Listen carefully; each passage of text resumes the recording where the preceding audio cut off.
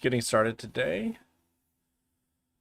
And I'm getting myself settled in. I'm going to keep working on this snake here. That's what I'm going to be doing. I think I'm going to go to the other camera, actually. Yeah.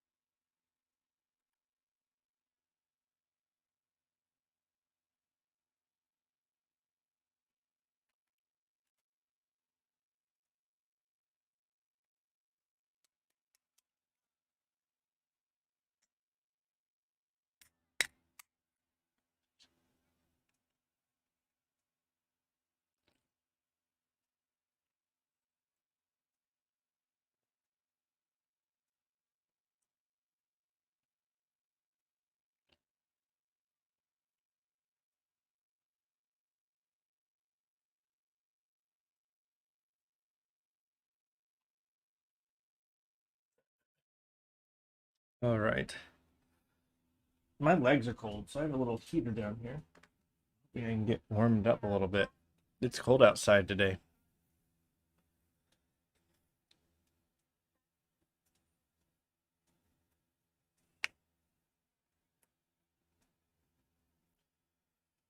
Okay.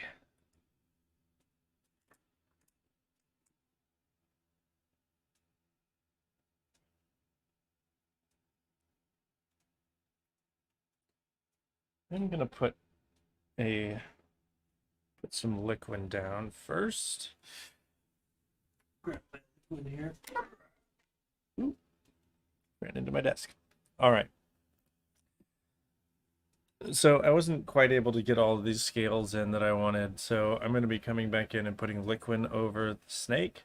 Um, and that'll kind of give it an even tone to it, and it'll make it so that the new paint strokes that I make will kind of blend down into my other paint strokes. So,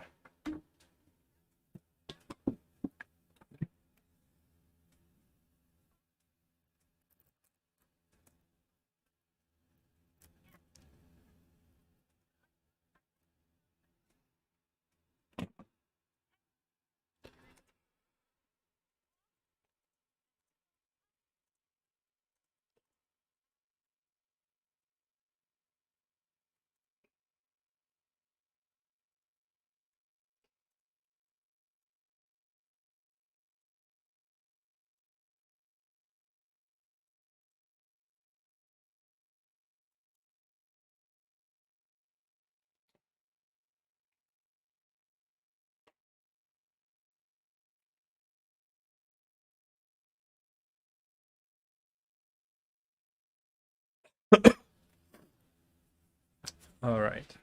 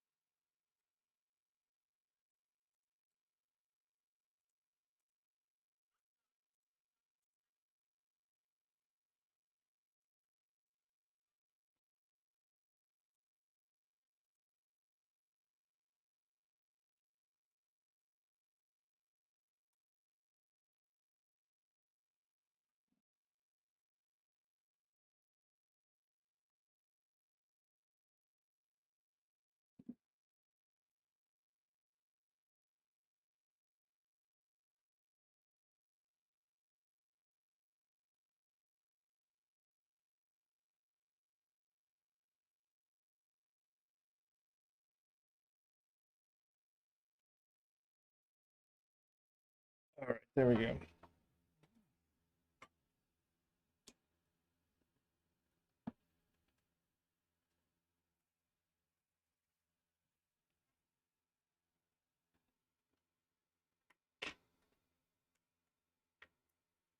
This is pretty.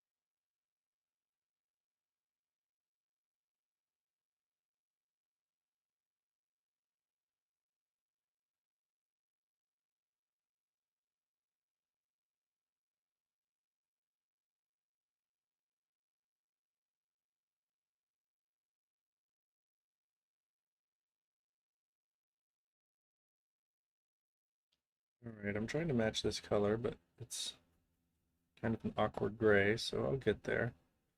I'll get there. Just takes a minute.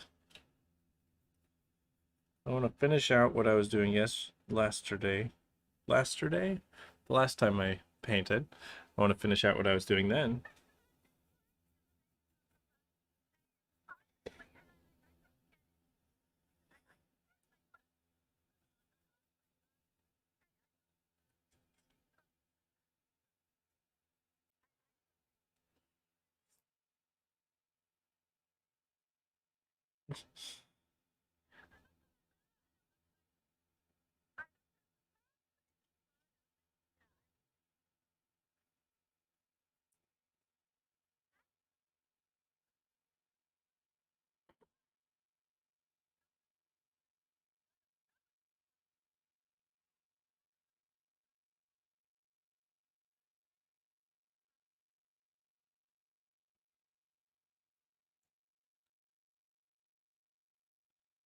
I'm trying to match this color, and it's not quite there.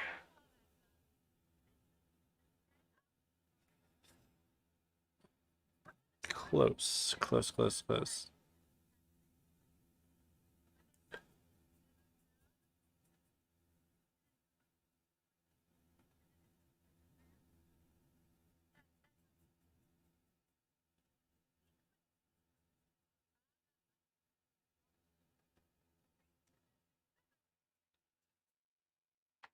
All right. I want this pretty thin. Do do do do do do do do do do do.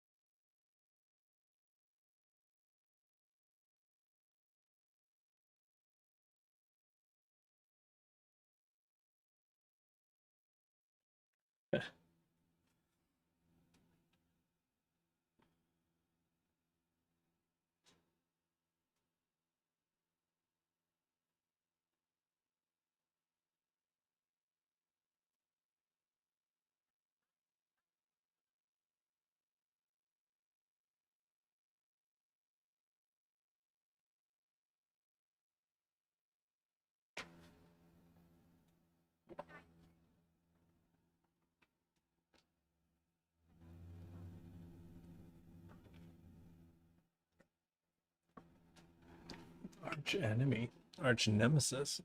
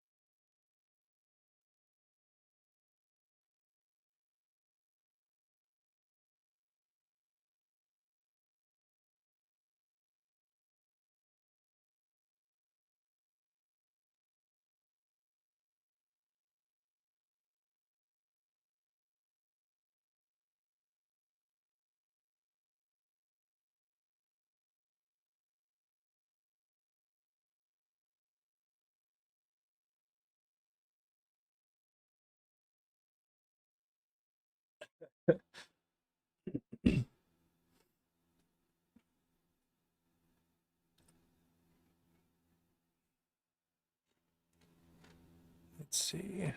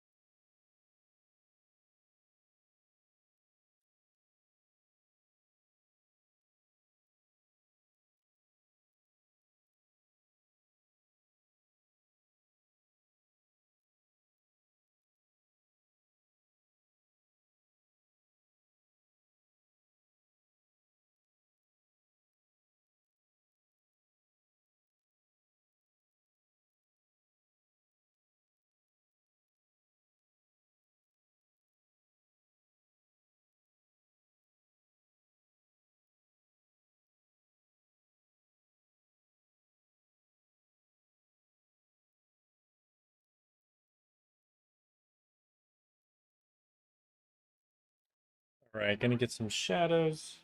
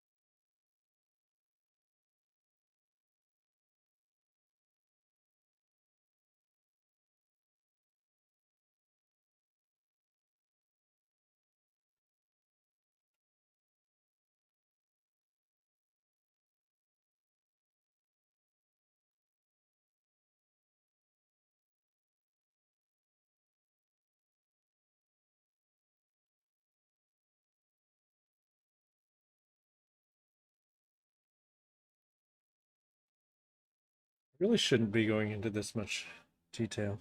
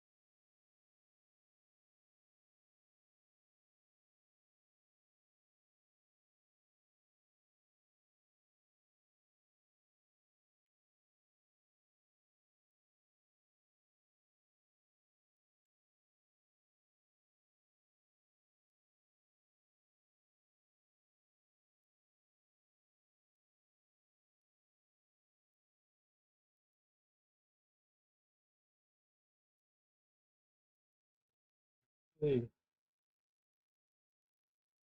I know I'm going to get this snake tour. I like it. I just don't want to spend all day painting this one snake. Because I already spent a whole day painting it, and I don't want to spend that much time, but it's like I'm gonna.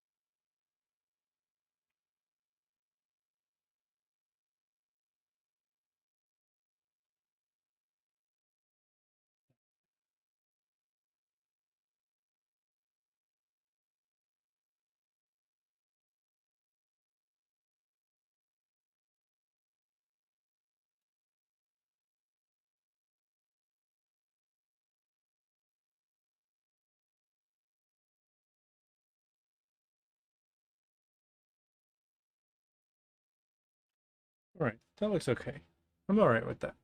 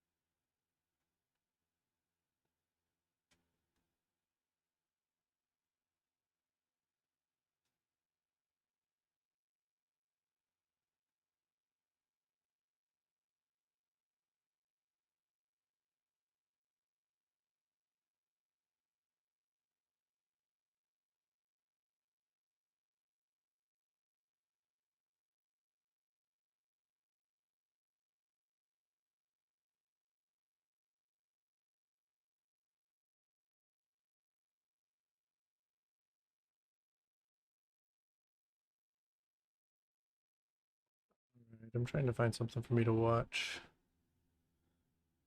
as a distraction for myself.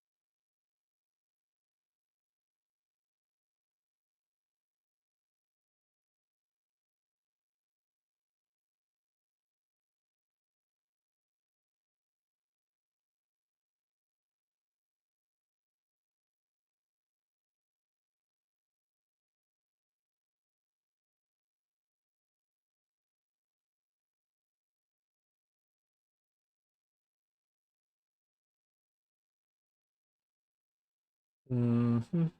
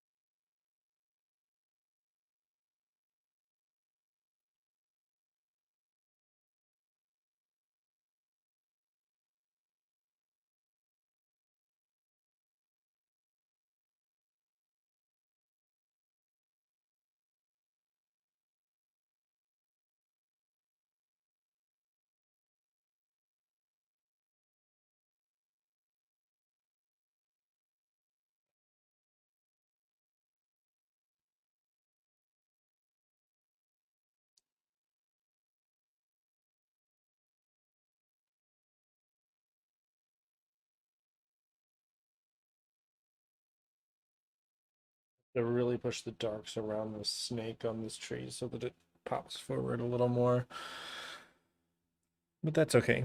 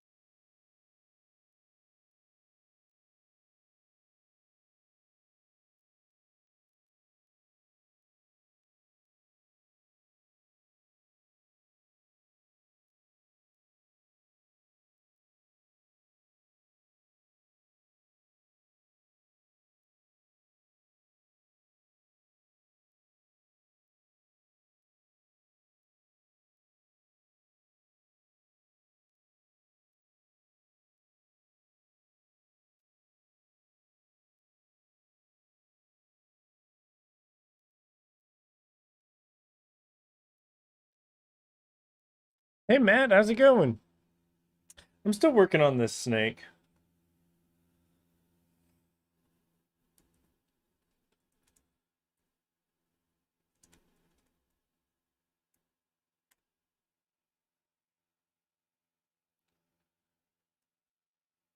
What have you been up to, Matt?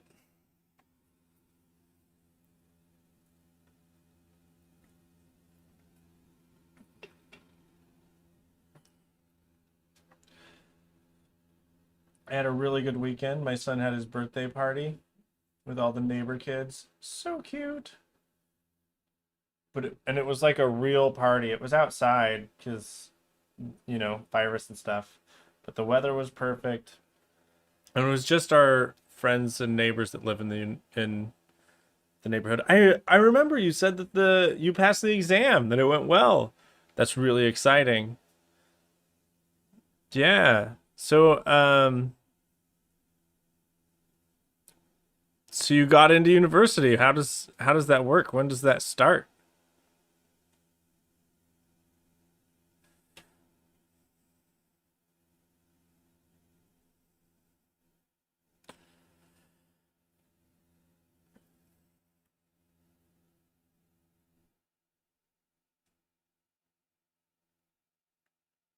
Classes are in June.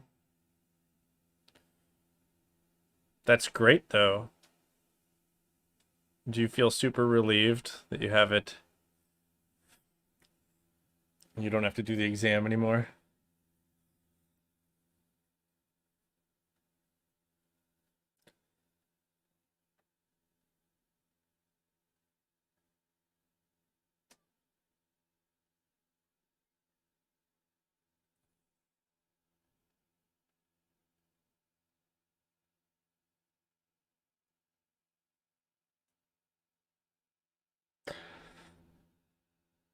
You got the fourth place. You got fourth place? Is that like the fourth highest score out of something?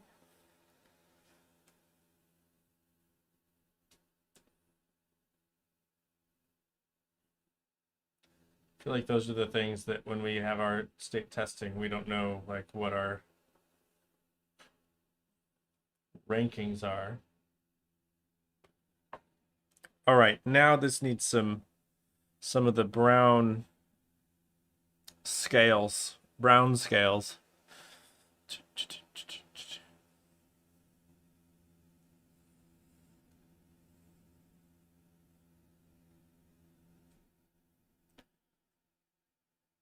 So what are you going to study?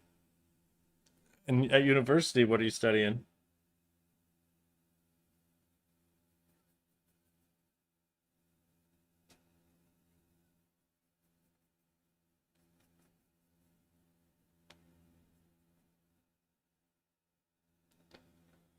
IT.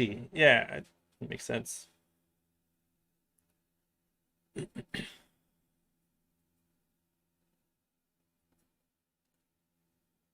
Well, that's super exciting.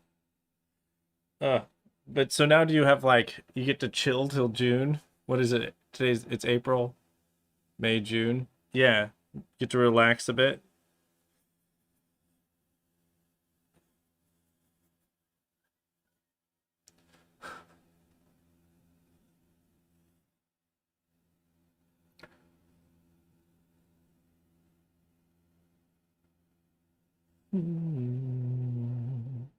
You're tired of doing nothing? Well, that's fair. We went out yesterday. My wife and we bought a house. We have a second house. So this is the house we live in, but then we have an income property. We own another house down the street. It's a few blocks away, actually. And but our second house is in really bad shape. Really, really bad shape. It's like we bought it's over 100 years old and it's falling down and it's a brick house, little brick house. I've been working on fixing it up here and there.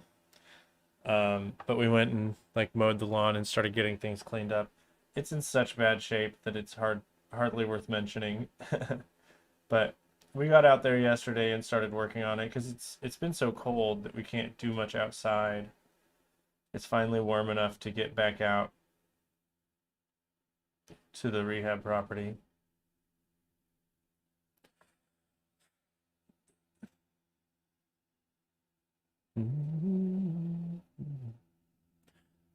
Uh, the ENEM was in January.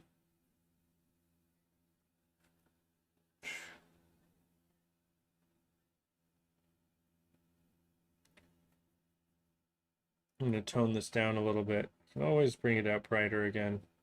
I'm going to keep it pretty dull.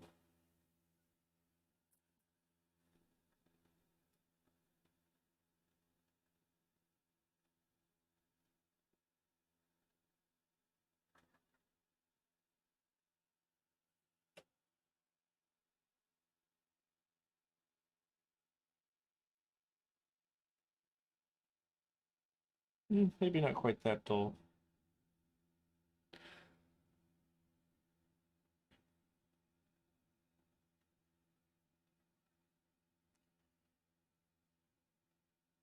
I'm trying to remember what I would do on breaks when I was in college. I feel like my wife and I would travel. We liked to drive, so we would just be like, I'm gonna pick a place that is a couple days drive away and just go there. Uh, ENEM. Can you remind me what ENEM is?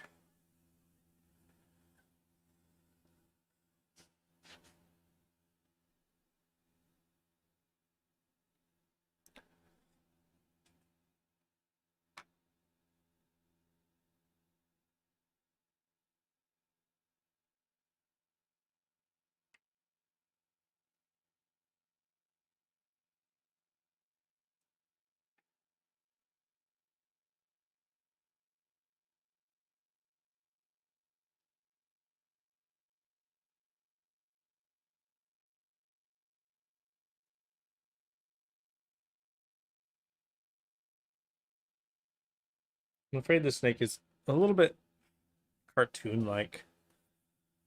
I'm not. I'm not. It's not vibing with me.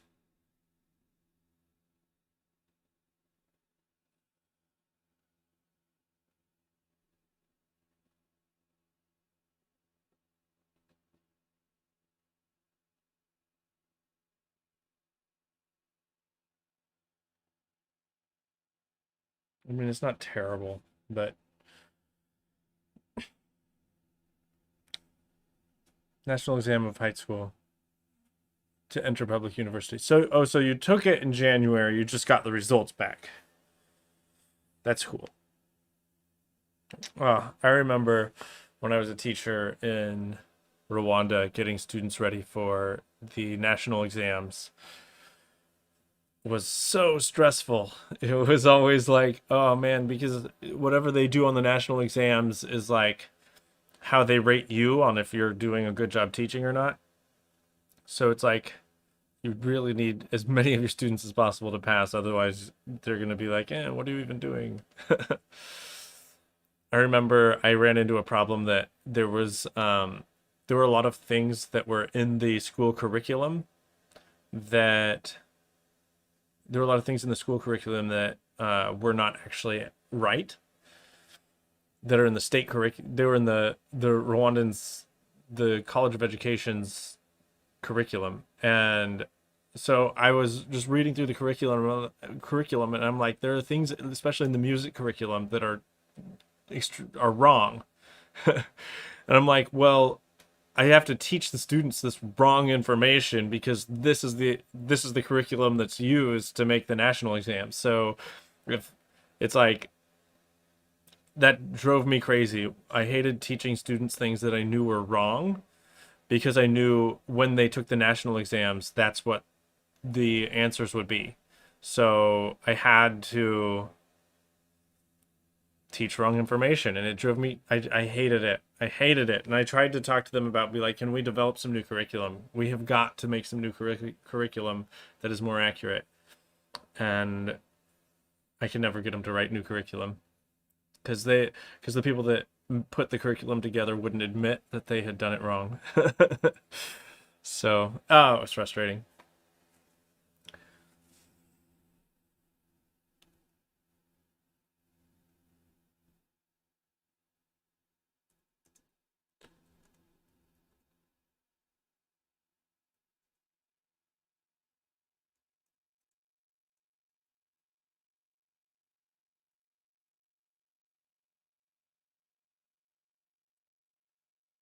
When men in Brazil go to university, they get bold like a haircut. So you're bold now?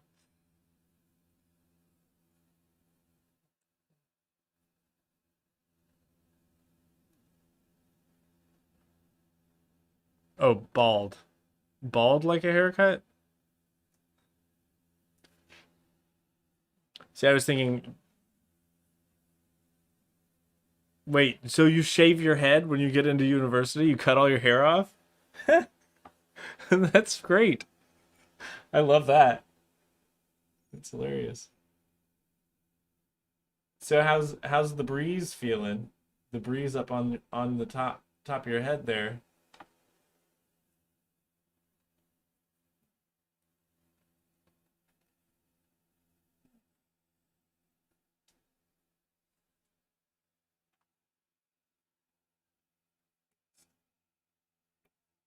Hmm.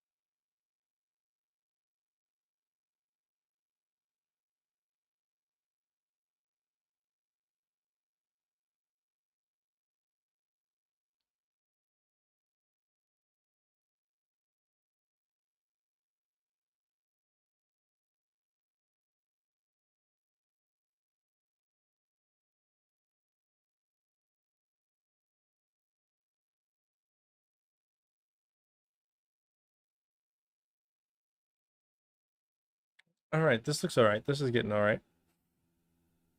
Uh, Sometimes when the person does it, the other students do it for them. When they don't do it, okay. Uh, some guys with long hair have some problems. The breeze is strange. Yeah, it is weird. And then you have that like where you put a hat on or you put anything on your head and it's like Velcro. It like sticks to it. It's like real pokey. I used to buzz my hair. I used to cut my hair off once a year. Just like it was my one time a year I'd get a haircut and then just let it grow out the rest of the year. And it was always such a weird feeling because I wrestled. Uh,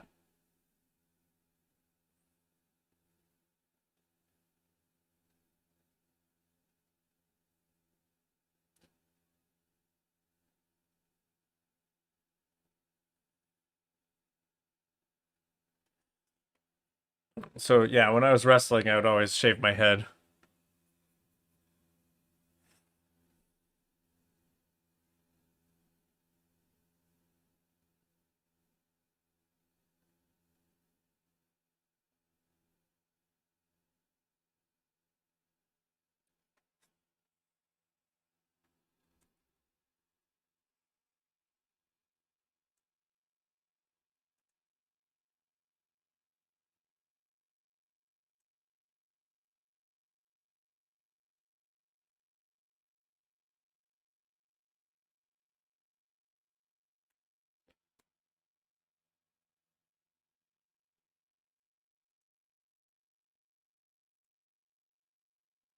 Your hair is growing faster than you thought it would.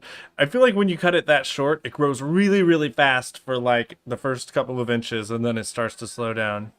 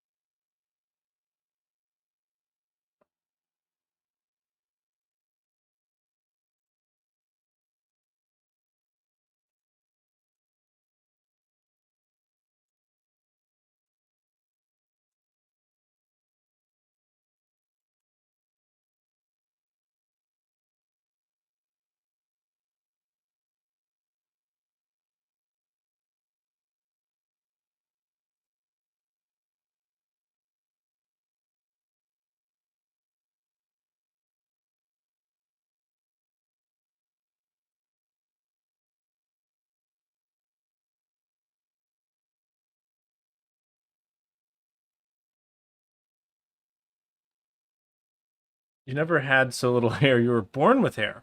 Oh, that's cool. My son was born with hair. He was born with like dark black hair on a lot of it, and then uh it all fell out, and then he had like bright yellow blonde curly hair grew in until he was about a year and a half. And then and then when we gave him a haircut, now his hair is it's still blonde, but it's super straight. So his hair keeps changing.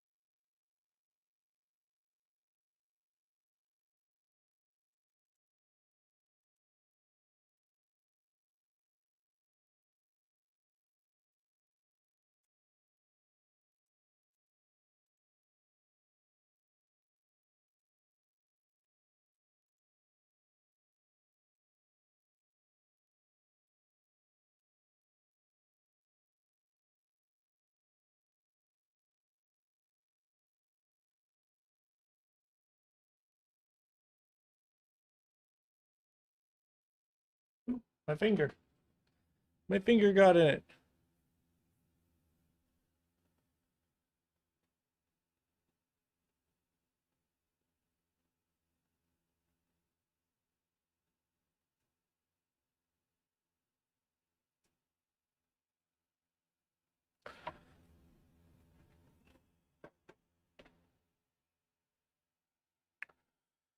Hey, Mbina. Why snakes? Cause snakes are the best. No, just because I'm just happen to be painting this snake.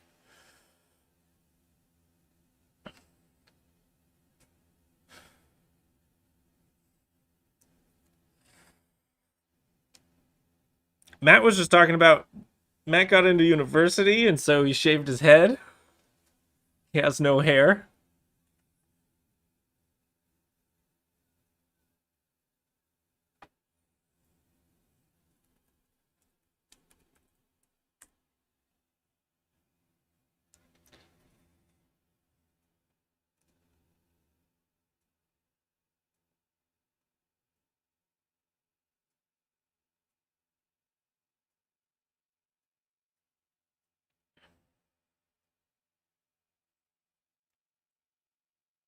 Do girls love bald men? I'm gonna say, uh, sure.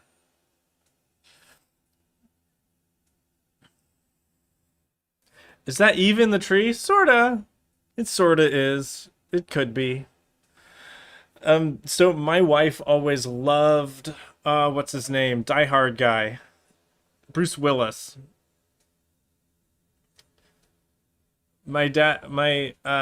Yeah, so she always, when she was in high school and stuff, she had posters of Bruce Willis on the walls, even though he's like old and bald. So I think my wife might like bald men, but I don't know. I have hair.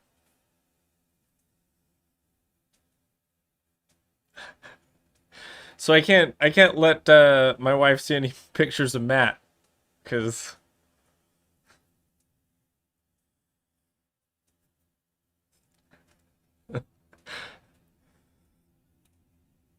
it depends on the shape of the skull. See, I've had my head shaved before, and my skull shape is okay.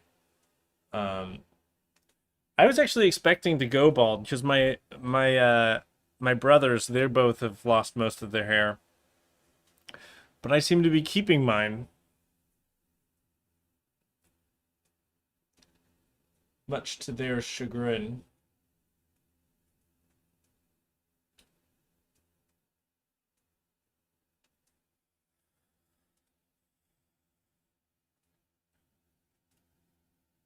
I've stolen all the good genes. I took all the hair. I was looking at my hairline yesterday, that it's just like my hairline hasn't moved. It hasn't budged. It's always been about the same place since I was like 18. So I am still making it. I'm gonna be working on this painting for a long time.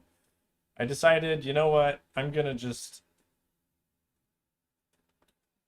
really buckle in and make this painting, finish it. Make it finish the way I want to. Are you going to sell this one? I think I'm actually going to make prints of this one.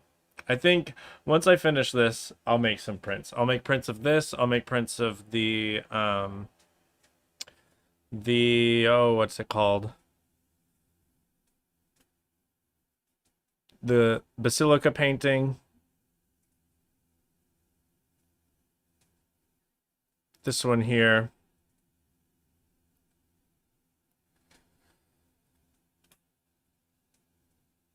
So this one I'll make prints of as well.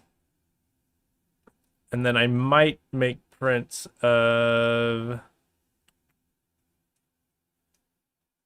this one if I'm able to get good photos of it. If they light it well enough that I can actually photograph it to print quality, then I'll make prints of this one. So you won't sell the original.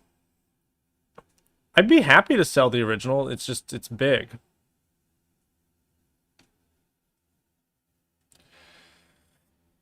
How can I make a print this size? Well, the prints won't be this big. The prints will be much smaller. Which is why I would make the prints, because paintings this big are hard to sell. It's too big.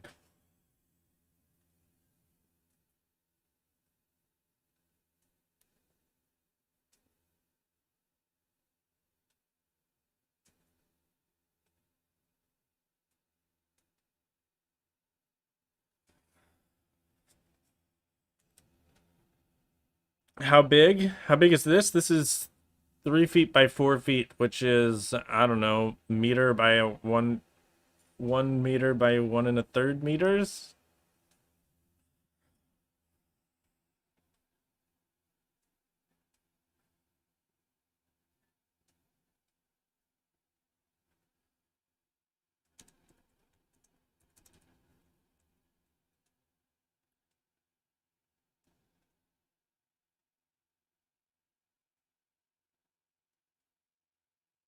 Yeah, about 1 meter by 1.2 meters, a meter and a quarter-ish. What's the process to make a print from this size? There's a guy here in St. Louis named Mark Florida that if I drop it off at his business, he has a gallery here. If I just drop it off at the gallery, he will photograph it and he'll photograph it, color correct, make one print, and give me a digital file for 35 bucks. And then, so I don't have to do much of anything. And then if I want anything I want printed, he'll already have the file. I can just tell him I want this printed at this size and he'll just print it for me. It's the way to go.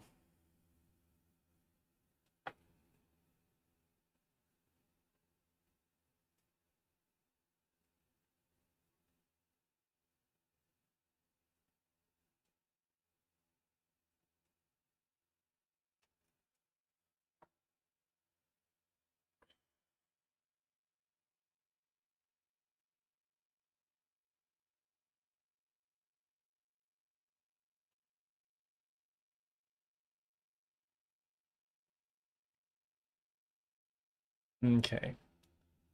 Oh, a photo shoot. Yeah, it'll be photographed. It's too big to scan. I don't know of anyone that has a scanning bed that big. But what he has a table that he puts it on that he has like several lights that go over the top, and then the camera is suspended directly over it. He has a really nice setup for photographing. And his file sizes are huge that it'll be like the file is then good enough that I could print this out billboard size if I wanted, or smaller. But because this one is going to be a filter, an AR filtered painting, it'll be cool to have you'll have the little print, but then you'll be able to do the AR filter with it. And I'll donate a certain amount of the money to conservation efforts.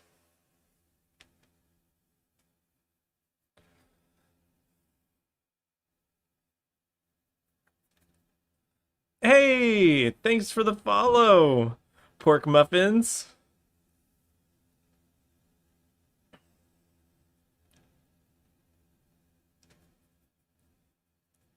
Welcome to the fam. Which reminds me, I need to call today. I need to remember to call to see what I need to do to become a possum. Why are you a dead possum? I mean, aren't we all?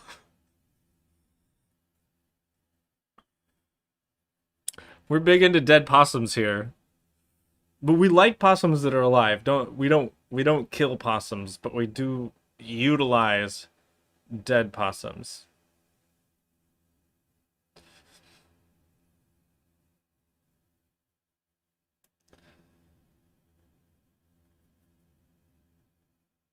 That's enough explanation, right?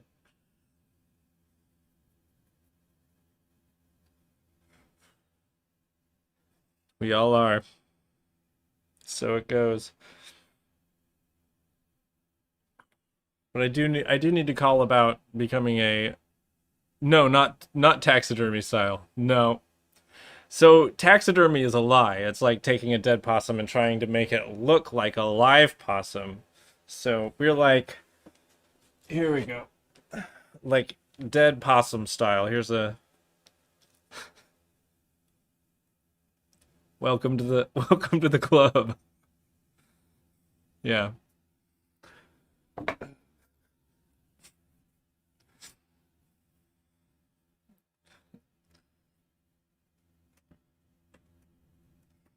Yep. Just sorry. Yeah, Bambino wants to take the lead on explaining why our possums are so dead here.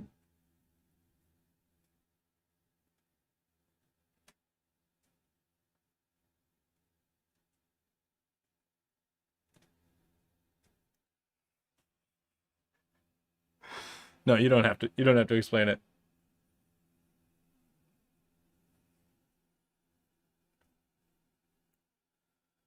Oh yeah. You see, let me see.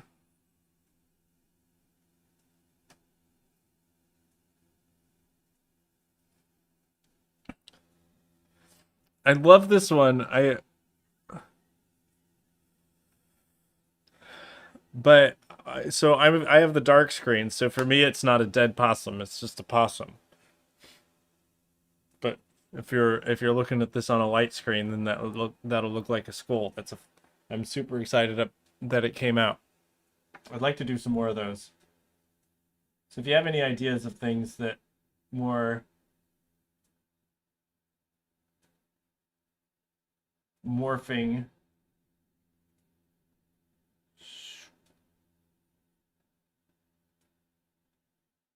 emotes, I could do that.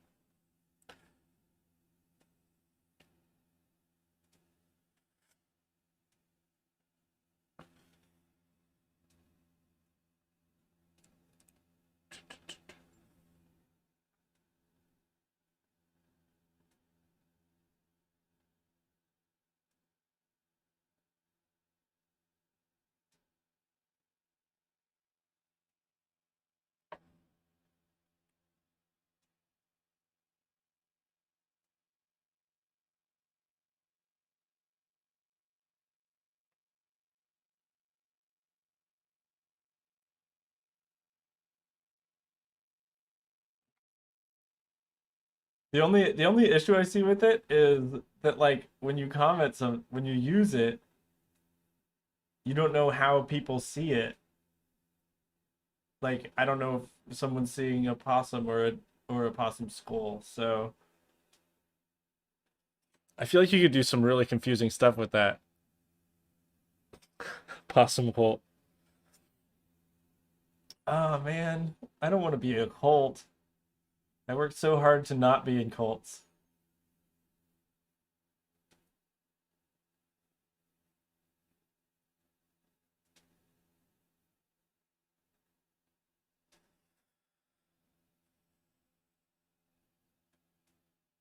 You could be the cult leader. I really don't want to be a cult leader. There's a cult that's up the street from my house that tried to recruit my wife and I a little over a year ago.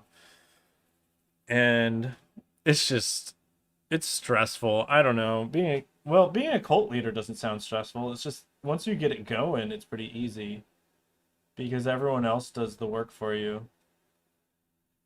But I don't know if I don't know if I have what it takes to lead a cult. I don't think I'm power hungry enough.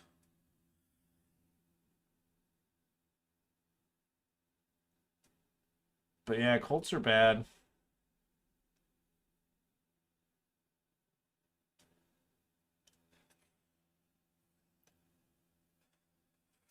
They're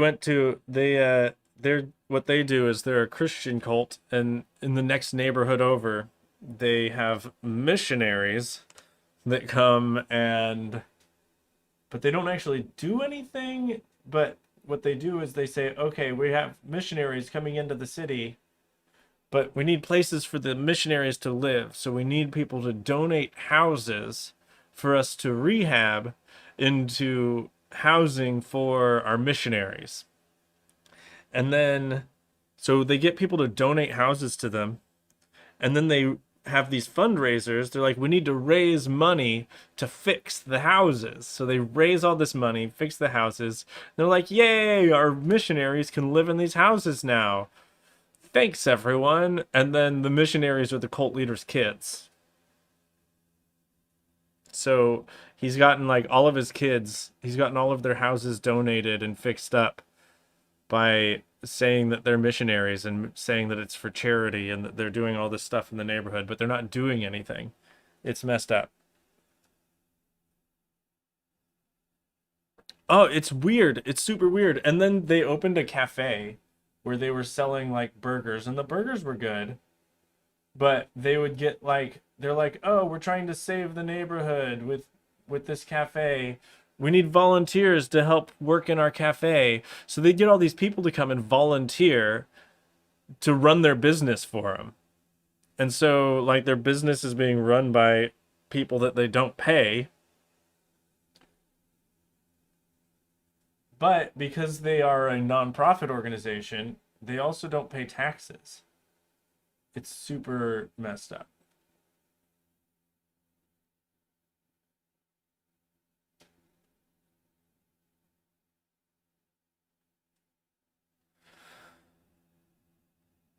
So we decided to not join the cult. My neighborhood sounds like a sitcom neighborhood. So that's actually Hyde Park, the next neighborhood over. Um, my neighborhood is even weirder. Less cult activity though. But my neighborhood's got its weird stuff going on. I could see my neighborhood being. I'm actually trying to get a property down the street. There's this vacant lot that I'm trying to get to grow plants on. I'm trying to buy it from the city. And so I'm writing up my proposal to the city of why they should give me this property for free. And basically it's like this is a lot, a random piece of ground in the city with nothing on it. It's totally overgrown. Like the weeds are like 5 feet tall.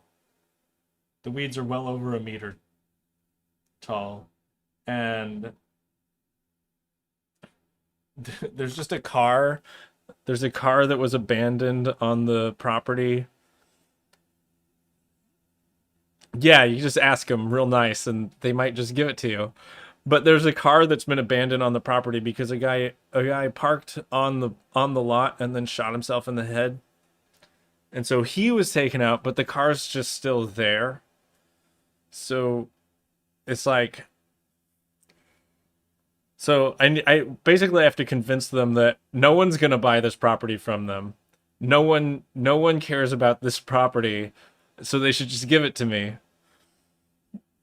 So hopefully they'll give it to me. It's just about a block away from my house.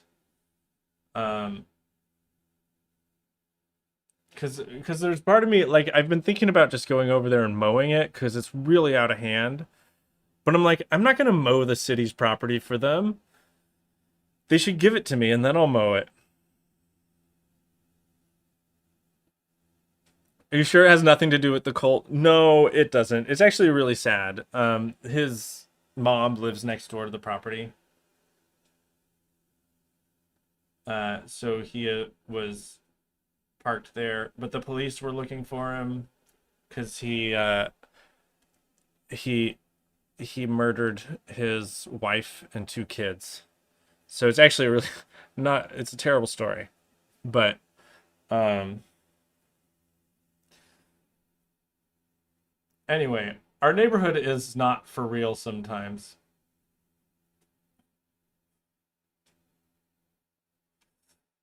Like I was taking some of our videos and putting them on my computer to make some home videos the other day to just to save our videos.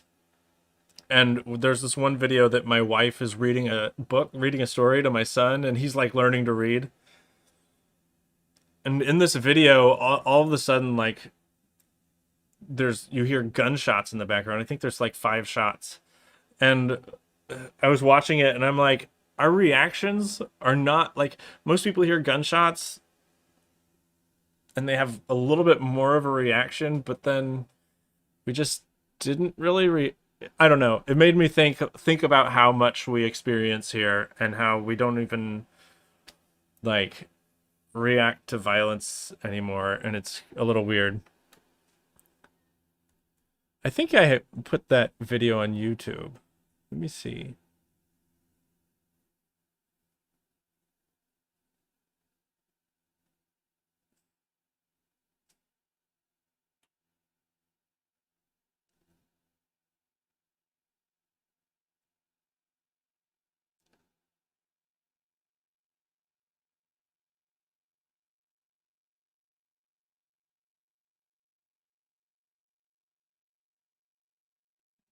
I think it's Home Videos 2020. Yeah, there it is. Where did it go?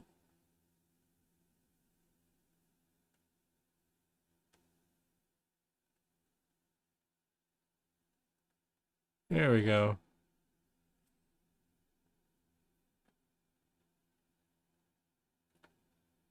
So,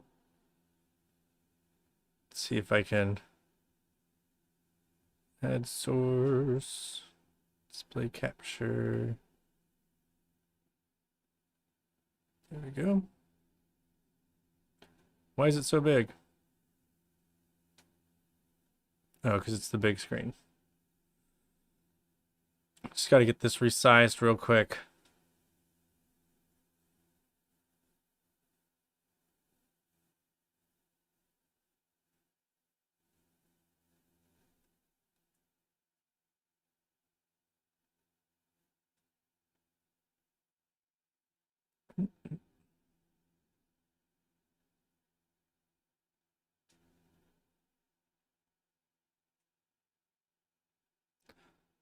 All right. Turn that up. Gonna make sure my audio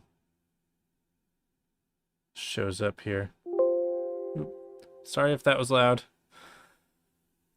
Okay, so this is a video of just my wife reading to my son. 12 chicken eggs. But let's see. You can kind of see her reaction in here. It's around 8 minutes something.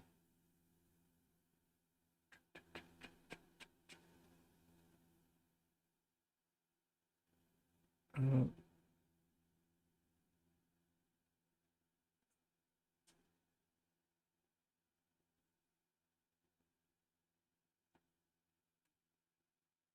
Is that it? Pecked at the basket. Then it hopped away. The other chicks went with it. Stop, chicks, said Splat. Splat chased chicks up and chased chicks down. Oh, sorry, that's the tip jar. Chicks in. Oh, where is it? Fell in. Chicks fell in. No.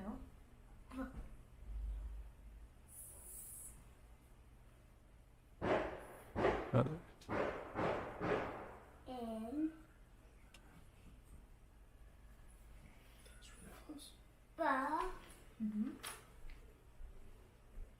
So just, yeah, that's it. I was watching this and I'm like,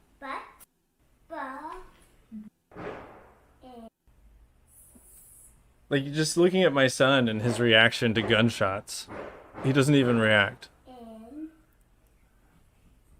That it doesn't even seem notable to him.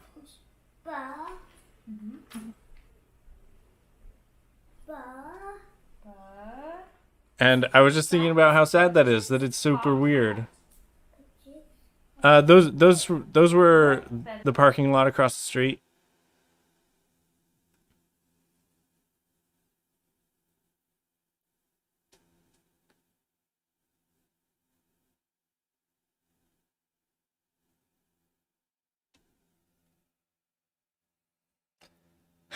Who was shooting? It was actually, so not far from our house, there's a place called a work release prison. So just across the highway from us, there's so prisoners who are getting out of prison, it's really hard to transition back into normal life. So what they do is they have the workhouse, which is, they're still prisoners. They're not actually free, but during the day, they are out.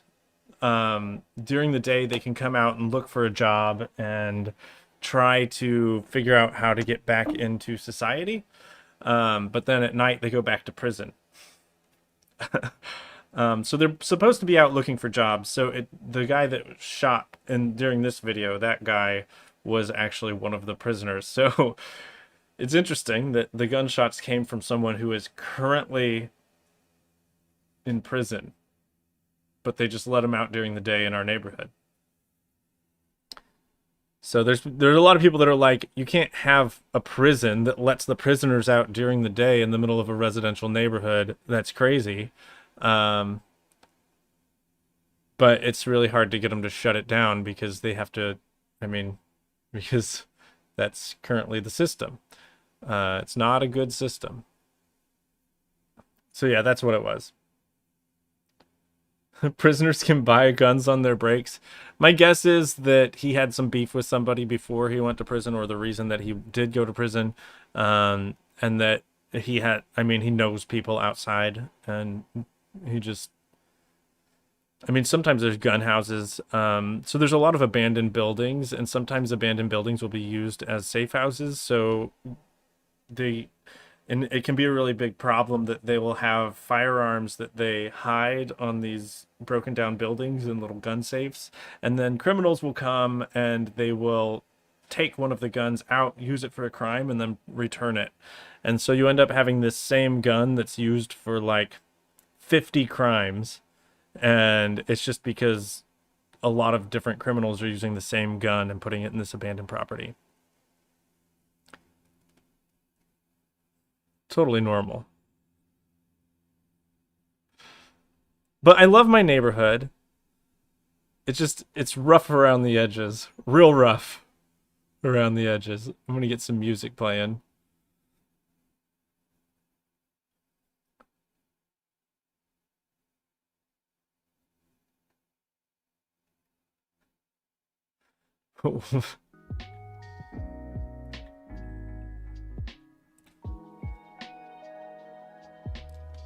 So many bizarre things, just 15 minutes here. Well, imagine living here.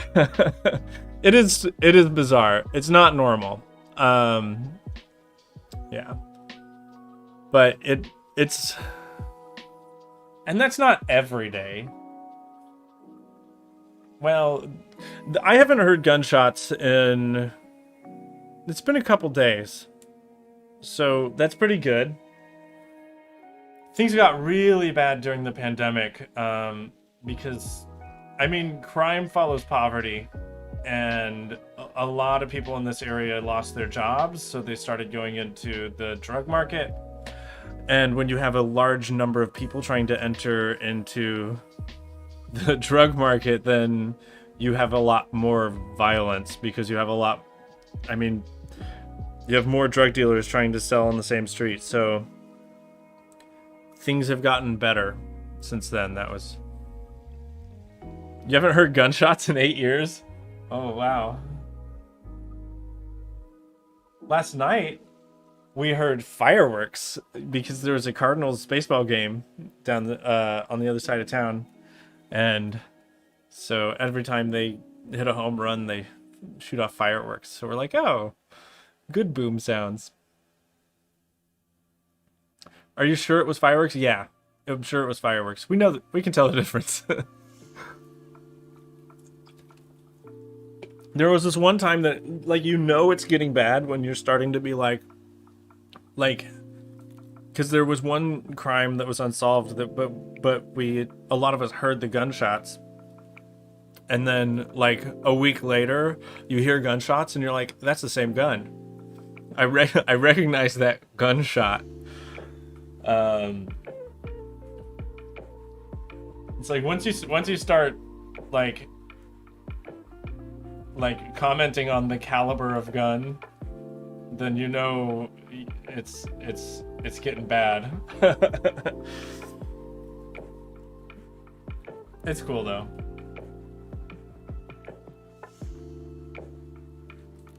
Well, and these are the things that are really scary. The crime is very, very isolated though. You don't have like... They're not like murdering random people. It's almost all of it is drug related. What's next? Paranormal? I don't know about anything paranormal in the neighborhood. I do know that a baby died in my house. That was a long time ago though. Long time. Do we have ghosts? I mean, I've never... No, I'm not big into ghost stuff, so I don't know. I wouldn't be the best person to ask about that. But we did have, like... So, I go to the St. Louis Public Library a lot, and they have a lot of maps.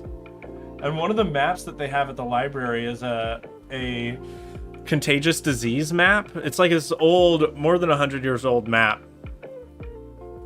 And so the contagious disease map, what they did is they took a map of St. Louis, and in every house they made, like, everywhere that someone died, they would put a different colored dot to represent a different disease.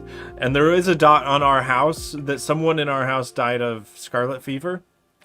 But we also found in old census data, we found a family that lived in this house, and in that first census that they're in, they had a newborn baby.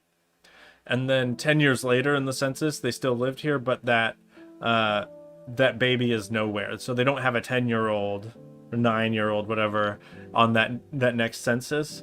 So somewhere between this newborn being born and that 10 years later, that we assume that child died because I mean, you don't have your whole family together except for your 10-year-old, so that would be my guess. Our guess is that the baby died of scarlet fever. It might have been as a kid. It could have been anywhere in that first 10 years of life.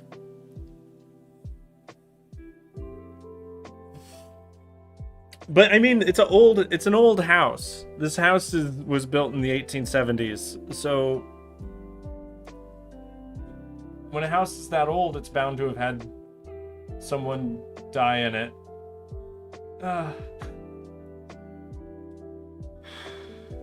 Oh dear. Anywho, so how are you guys doing? Feeling good about your neighborhoods?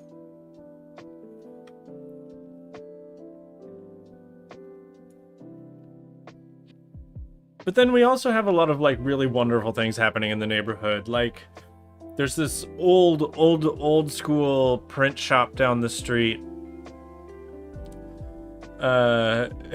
And they do like traditional typesetting where they're setting individual letters, and they do woodblock prints and like old school engraving, copperplate engravings. Really cool shop. And you can take classes there. They do bookbinding. You can make a whole lot of really cool stuff there. There's this old guy in my neighborhood. His name's Tom. He's been here forever, and he's been cleaning out his basement. And so whenever he finds something art related, he brings it to me. He's like, I found some paints. Do you want them? I'm like, sure, bring them by. These paints are like 100 years old. A podcast about crimes in my neighborhood. Oh, we could. Yeah, I mean, we could. But then the same guy, Tom, one day he's like, do you want a drafting table for drawing? And I'm like, sure, I'll take a drafting table. And I was expecting some like cheap rundown thing, and he just shows up in the back of his truck. He drops off him on my doorstep this let me see if we can see it in here. You can't see it that well,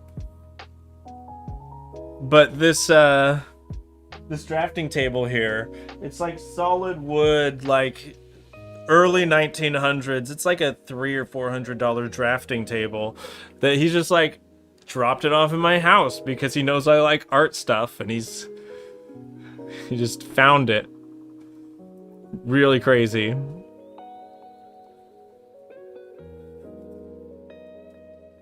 And it's like I have a couple of neighbors that have eggs, so like when we go on a walk, we always stop by our neighbors. We drop off egg cartons and then they give us eggs. We probably get about 3 or 4 dozen free eggs a week. And I mean, there is some really cool stuff happening in this neighborhood, but there's also some really terrible things. Hey, Dr. Strange. I'm doing good. He must have done something. Nah, Tom is the nicest guy in the world. If he ever got in trouble for anything, if he ever got arrested or anything, it would definitely be because he'd be covering for his wife, Gloria. She seems like she could. No, she's nice too.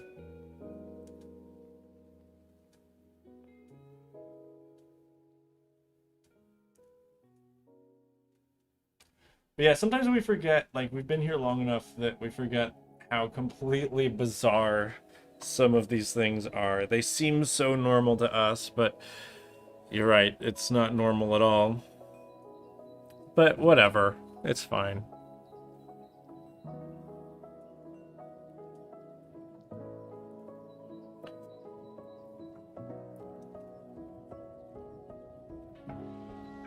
I will tell you though, it does keep the house prices down. Anywhere else in St. Louis, we wouldn't be able to afford our house.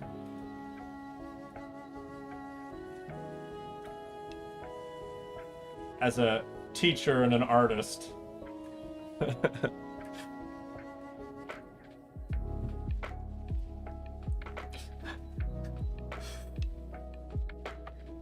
boy.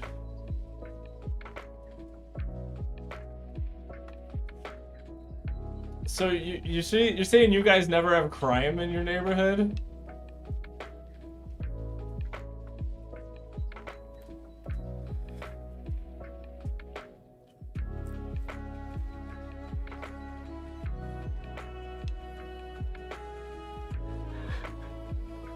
Put a CCTV out there and add it to the stream. I actually do have a camera in front of my house. I do have one camera on the outside.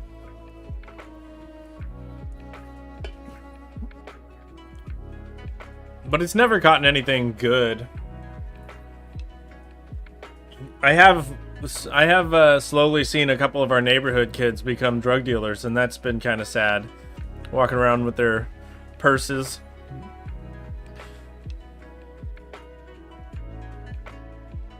You did a cat design. Can you see and tell you if it's a good for a logo?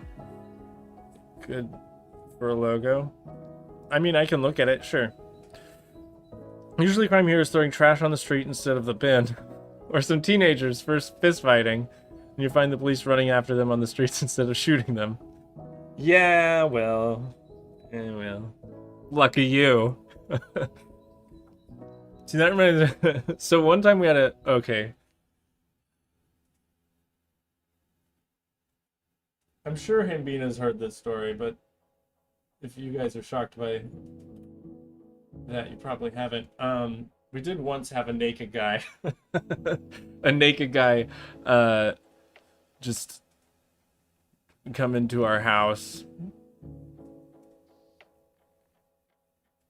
Can you ping me on Instagram? I don't know what that means. You can do what you want. He wasn't a streaker. The most juicy thing that's happened in your neighborhood was someone's maid ran away with the construction worker. That's all. Ooh. The naked guy in our house was unfortunately juicy. Oh, no.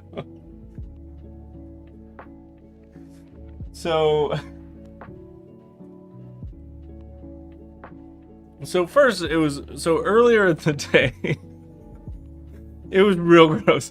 So earlier in the day, I was with our foster daughter in the kitchen. She'd gotten suspended, so we were home. And I saw somebody run past the window. They stuck their hand on the window like they had climbed up onto our back porch. I was like, whoa, somebody just went into our backyard. That's scary. So I called the police, and the police came, and I was like, we saw somebody go into our backyard, and my foster daughter was like, and I don't think he was wearing pants. She said he wasn't wearing pants. I'm like, a pantless guy went in our backyard if you want to check it out. They go back there, and he wasn't still back there. I'm like, he might have climbed back over the fence, gone somewhere else. He wasn't in the garage. There was only one place he could still be. There's like a little hatch door that opens into a crawl space that's under our bathrooms. So our house was built before plumbing existed. So the bathrooms were added to the back. And so the bathrooms don't have a basement like this. They just have a short crawl space. And it has a separate, to get into that crawl space, there's a little door on the outside. And that door was the only place he could have been. And the police kind of opened the door a little bit, shined a flashlight, but like, the door opens so that the door kind of into it, so the door kind of blocks the entrance to go in. So they didn't go in there. They're like, he's probably not in there. He probably jumped back out. He's probably gone. So the police leaves. It's whatever. And then we didn't think anything of it. We're like, all right, well, he's gone. So we then went to, it was after school. I picked my son up. We went and had a picnic at the park with my wife, and we came back home. And did he come out of your sink? No. When we came back home, no, the sink's the sink's actually right above me here, so he'd have to get in the basement for that. When we came back home, my foster daughter was the first one to open the door, and she walks in, and just he had a blanket. He was sitting in the living room floor with a blanket just over his shoulders, but like completely naked. So she screams in the house, and he looks shocked, and well, she describes that he looked shocked and just went shh. And so she screams, she goes out of the house, and she's like, there's a naked guy in there. And he ran out the back door, and so he was gone. And we're like, WTF, there's a naked guy in the house. Well, and so we're like, okay, let's check. So we check the security cameras, and sure enough, there's this video of it turns out I had left the back door unlocked, but the video shows the door opens. Show you the video. The door opens, and then my dog runs in the house. And then this naked guy just kind of like rolls in. And so we have various videos of him like rolling around in the floor. He never sat on anything. He never quite fully stood up. Let me see if I can find the video. I wouldn't have it because I got a new laptop, and it wasn't the first thing that I decided, oh, I'm gonna put that on my new computer. I'm trying to think of where we would even have that video.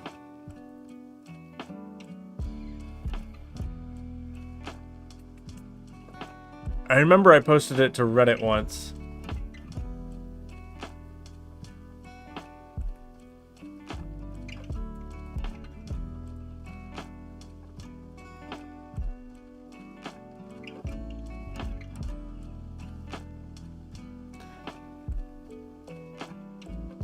No, I found it.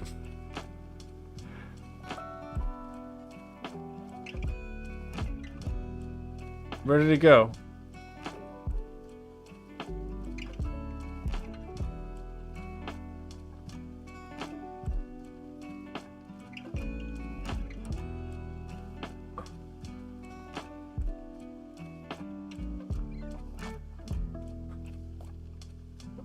There we go. I think I found it.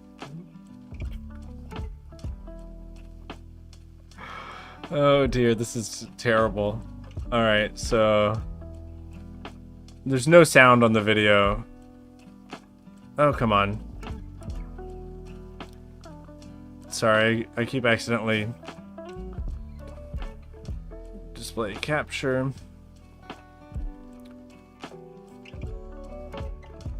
Alright, so this is my kitchen. The background music is good. Yeah, this is some good, so...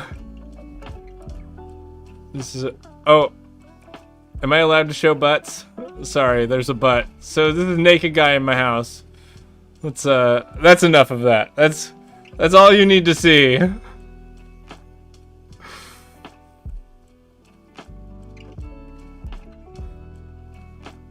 Sorry, I forgot that I haven't watched the video in a while. So anyway, give you the Reddit link. Oh dear. Should I? I mean, not that you couldn't find it if you wanted to.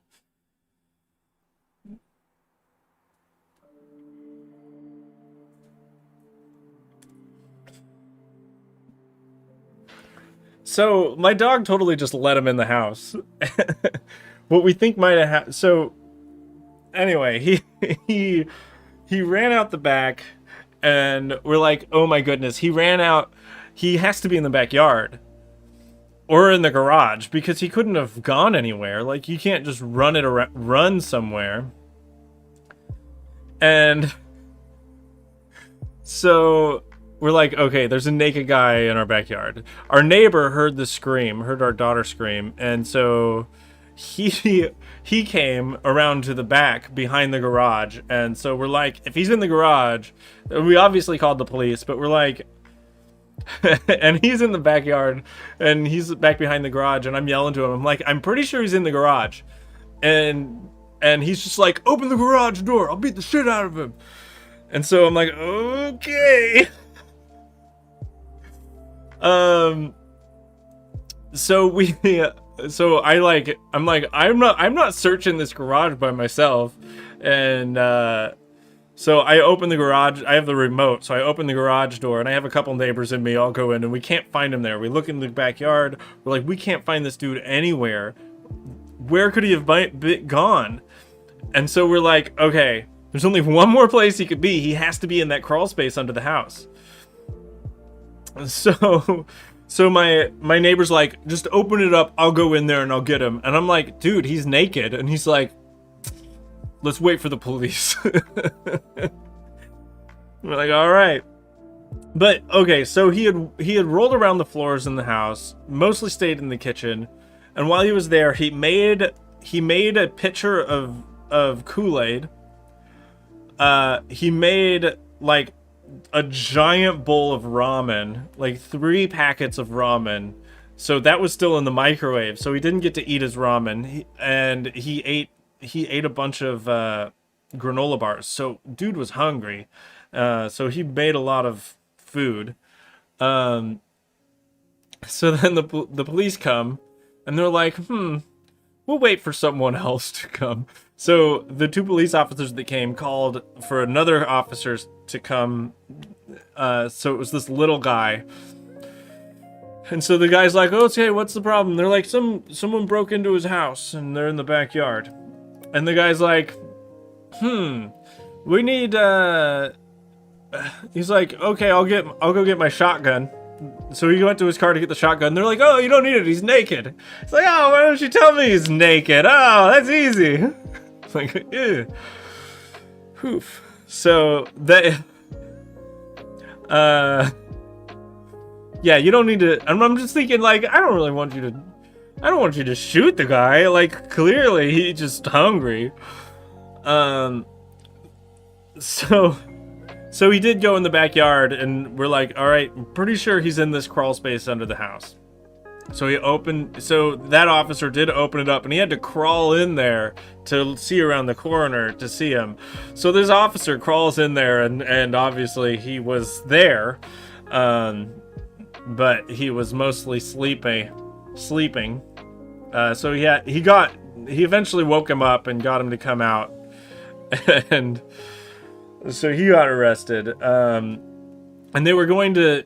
And so then the officers are like, all right, let's take him to the car. And they're about to walk him back through our house. And we're like, can he not go in the house? He could go out the back through the garage would be okay. And then he doesn't have to go in our house again. That'd be fine. But then they didn't bring a car around to the back of the garage. They took him out the back of the garage and then just walked him all the way around the block to the car in the front of the house. They walked him all through the neighborhood. They didn't give him any shorts. They didn't cover him up with anything. They just handcuffed naked guy, walked him through the neighborhood to their car. I'm just like, oh, just give him some shorts. I'd give him some shorts. That's humiliating. So we don't know what happened with him. I think he had some. Do police keep extra underwear on them? I don't think they cared. I think they were just, I don't know. Anyway, yeah. So, yeah. There was likely, I don't know what was going on with the guy. Something in his brain was not working right that day. Apparently he had been spotted in hiding under someone's porch like 2 days earlier, and he didn't have pants then. So he'd been like around the neighborhood for a week naked. So who even knows? Very sneaky guy, sneaking around at night. I mean, he was really living that possum life. But he did leave a lot of, like I said, juicy. He did leave a lot of prints around. I put on, like, a full hazmat suit and just scrubbing everything in the whole house. We just sanitized and cleaned and, like, whew. Anyway. I think, I really hope he's doing well. You can't tell me the things you just talked about in the stream are not connected. I mean, it's just how it is.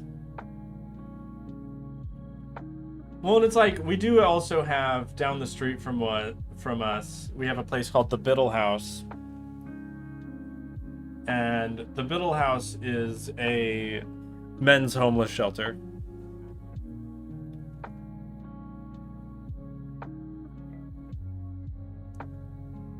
So one of the things that the city has done is rough neighborhoods like ours really end up getting the shaft, because one of the things that they'll do is there are things that cities have to have that are inconvenient, that people don't like.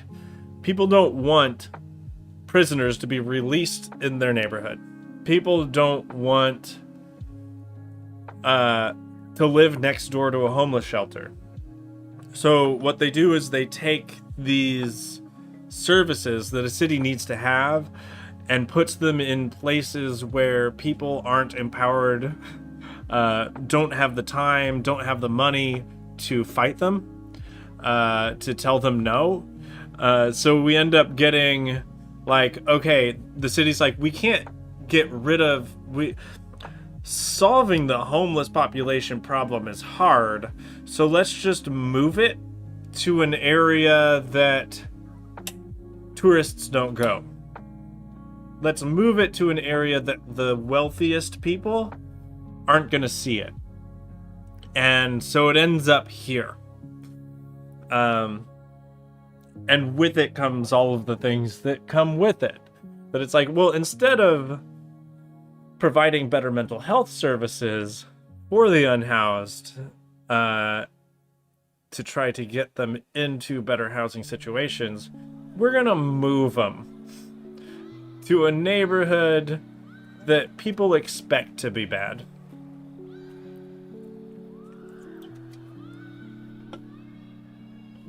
It's dumb.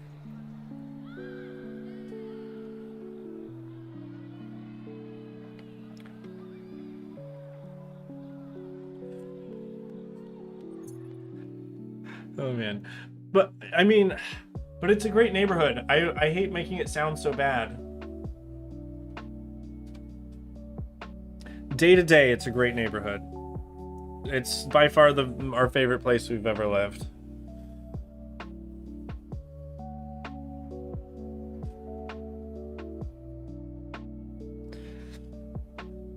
If you removed those things, it's hard to explain how, like, yeah.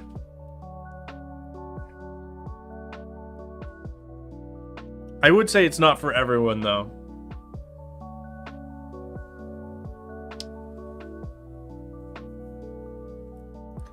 There are a lot of people I would say should definitely never live here or visit.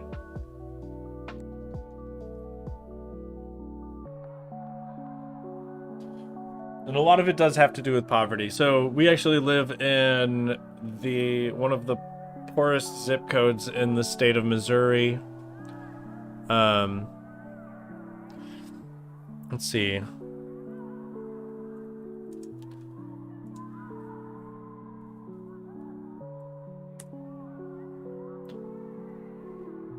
Yeah, city data.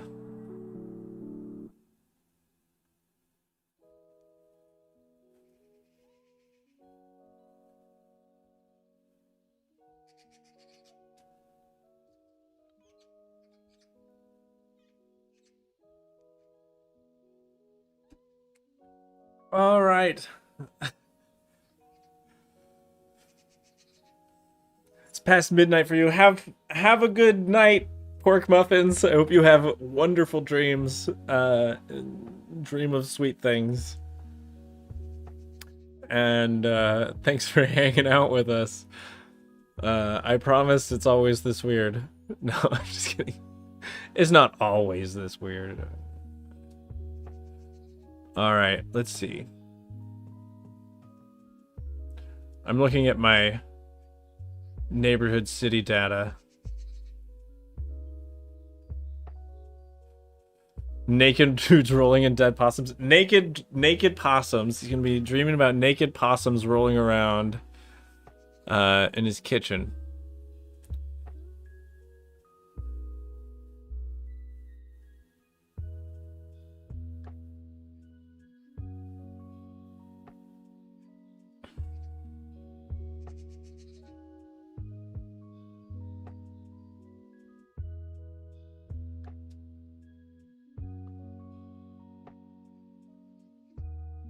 Okay, let's see. I need to look up my specific.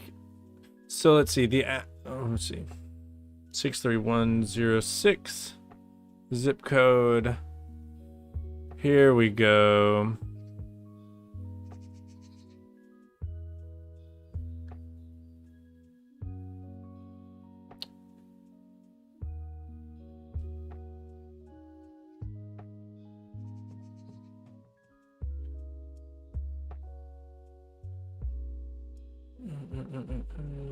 See, this is the whole city of St. Louis. I'm looking for just this zip code.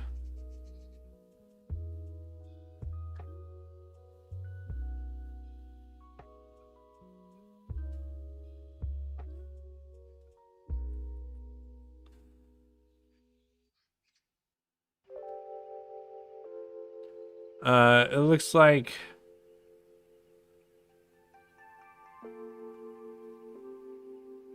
I don't want for all residents. I know it's in here somewhere. I'm sorry, I'm just looking at city data.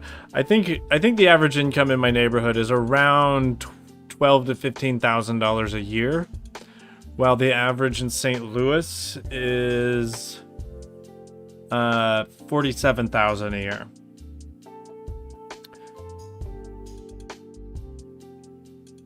So that's not good. $12,000 a year is the median income. Is that median? Yeah, median household income. And that's not per person, that's per household. So this is and there's 11,000 people here in my zip code, in my neighborhood. So that is the reason. How are people alive? Well,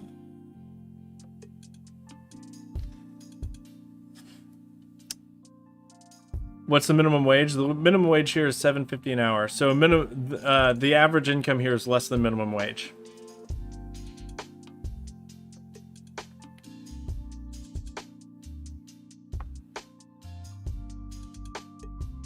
But getting into the details of why that is a longer history lesson, and has to do with racism. So you can find these old maps of St. Louis. Basically, you can find maps of every city, and there is a lot of illegal. That would make you homeless where you live. Yeah. Well, there's actually quite a few people in my zip code that are homeless. There's also a lot of squatters because there's a lot of abandoned buildings. So in the 1930s, they made these maps where lending companies, basically they took maps, and anywhere that had a large enough population that wasn't white, they would take a red marker and draw a line around that area, and anything with the red line around it, banks couldn't give them loans. Red zoning, yeah.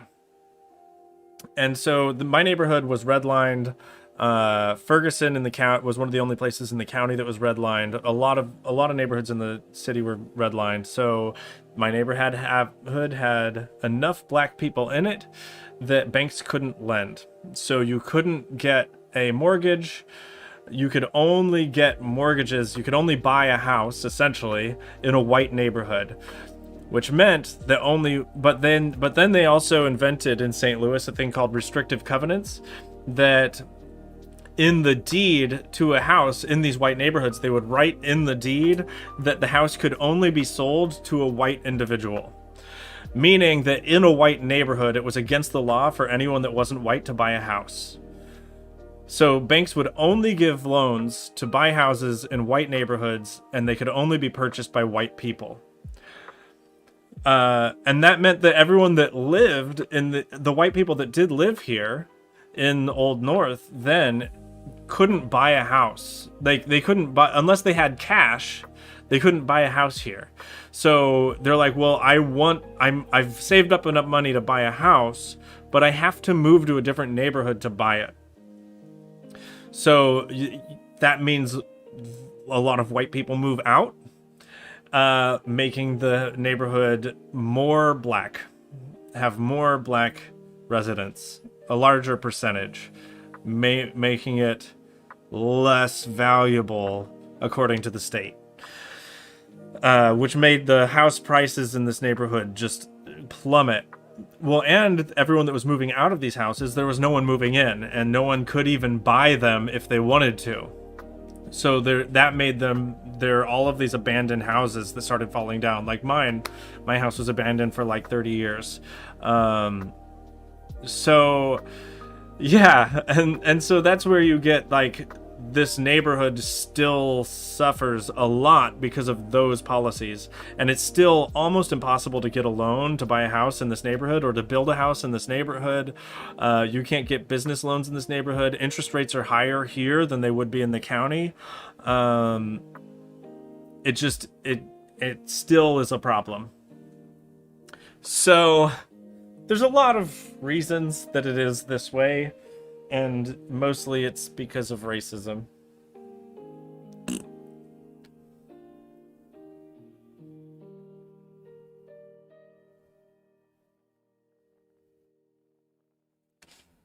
Okay.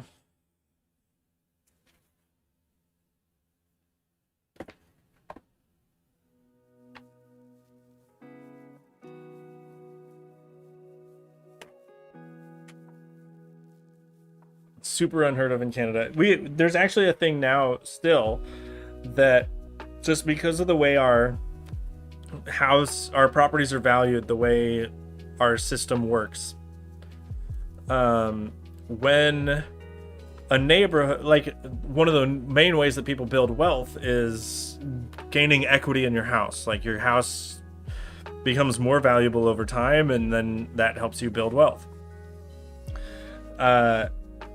But that only works if the house values go up over time.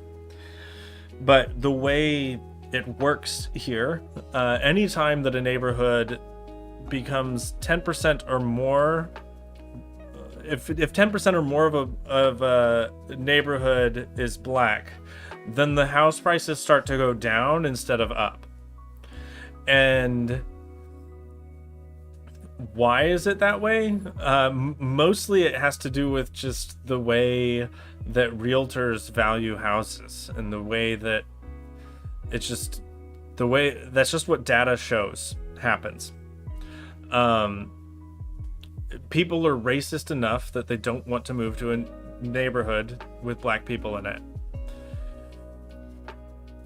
So what that means is that for people of color, buying a house isn't a good investment, because if enough people buy a house in a neighborhood, if there's enough people of color that buy houses, it's like you either have to move to a white neighborhood and hope that other people of color don't move there and then your house will continue to appreciate in value. But if enough other people of color move to that neighborhood with you, then suddenly your investments start to lose value and you're losing money, and it's a mess.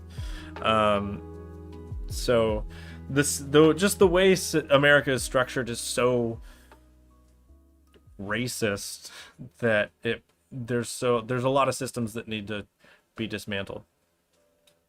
Your housing market has gone through the roof. It's frustrating. You paid less than $200,000 for your house, and now you could sell it for more than double. Well, if you own your house, then that's not the worst problem to have. Housing markets here have gone pretty crazy too. Our house was less than $200,000. I don't know what it's valued at now. It might be around double. I don't know. My parents, though, they live out on the West Coast in Oregon, and their house is, let's see, less than half the size of mine, but it costs at least twice as much. It's crazy. My dad he retired and he bought some of his neighbors' properties just before the market boomed, and he rehabbed them and he's renting them out. So he owns like 3 or 4 houses out there. Crazy stuff. All right. I need to make the rattle. This is a rattlesnake, so it needs a rattle.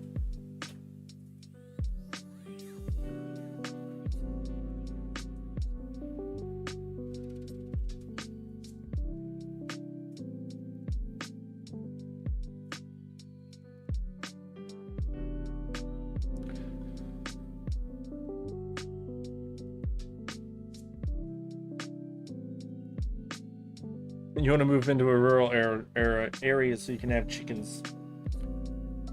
Live more simply. Yeah.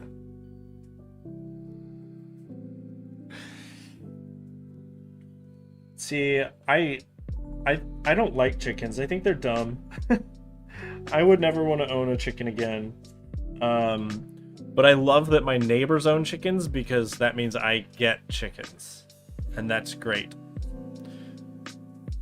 Chickens smell too. They're just, I don't know, they're just my least favorite animal, I think. One of my favorite to eat, but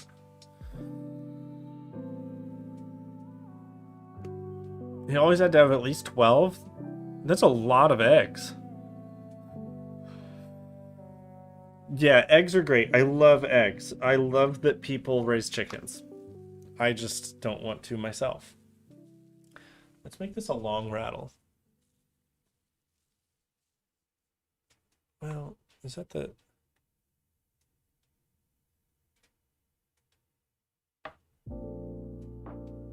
This needs to be cooler.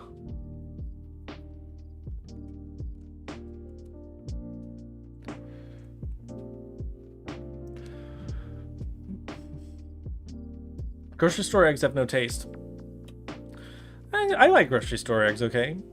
You got ducks and geese after but sold them. He loved his chickens. You want alpacas? Llama spit. Yeah, my grandma used to have llamas. She would spin yarn from the llama hair. Llama wool, is that what it's called? She had llamas for a long time. I liked the llamas. They're scary, actually. I was scared of them, but I was pretty young. She bred all kinds of animals. She bred puppies for a long time. That was kind of her bread and butter.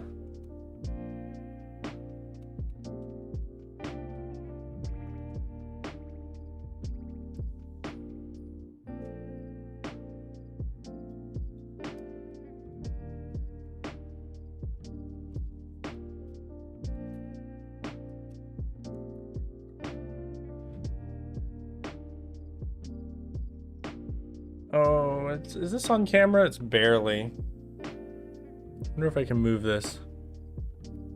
Not that.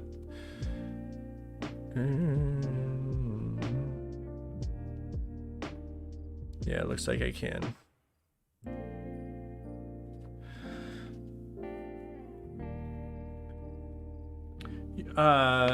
Okay. You want to do some needle felting? Needle felting is cute.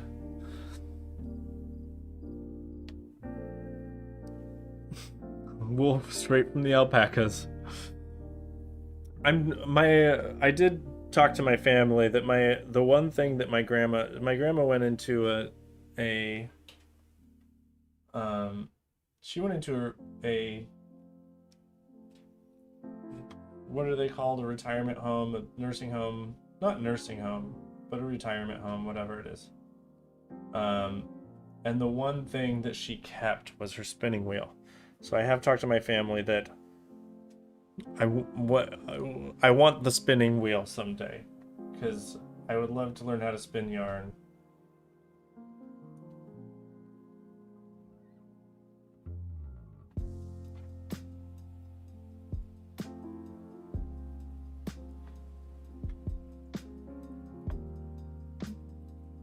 I think I'm starting to be happy with this snake. My snaky friend. So, how much do you get for some alpaca wool? Alpaca wool. Alpaca wool. It's a weird thing to say.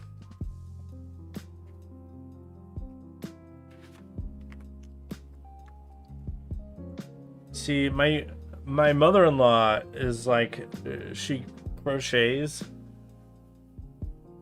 and she makes just the most amazing things. She's really good at it. And my brother-in-law is talking about getting sheep to harvest wool.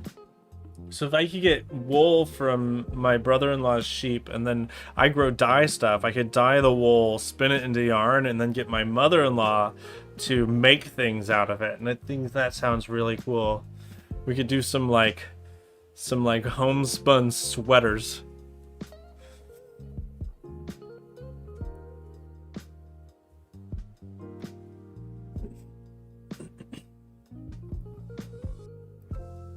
You next live to a hoity-toity town where artisan stuff is popular.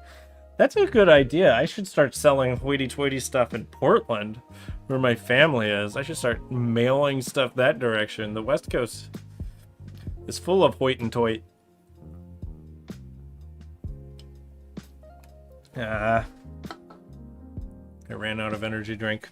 Oh no, never mind. I have 4 more.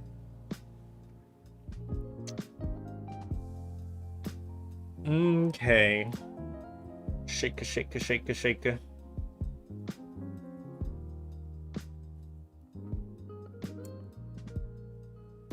That's the sound that rattlesnake rattles make.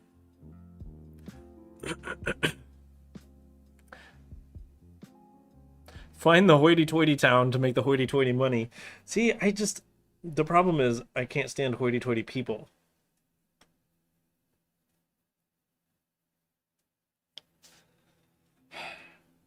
I'm just not good at that.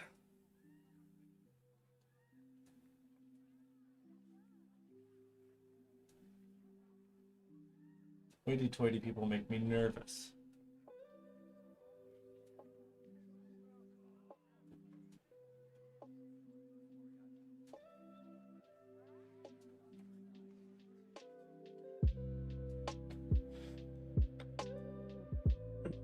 That's your problem too. See, I feel like hoity-toity people do well with other hoity-toity people. Then when you're not one of them, it's really a bummer. Sometimes it seems like it might be fun to be hoity-toity, but I don't know. You're too prone to calling people out on their BS.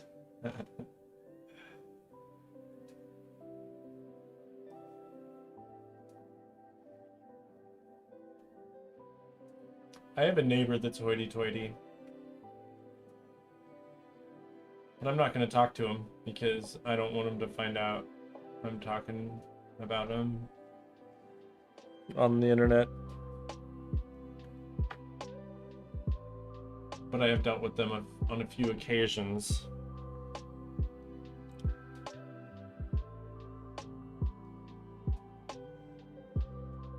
I really want to like them. Ooh, my wife sent me something.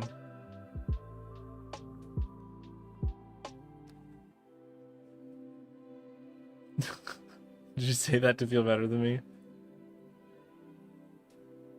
Oh, she sent me a picture of Chenda with her puppies. It's cute.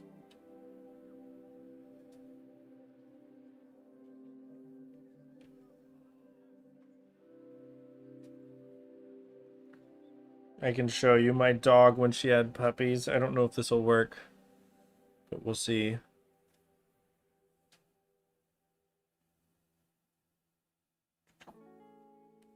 Aren't they cute?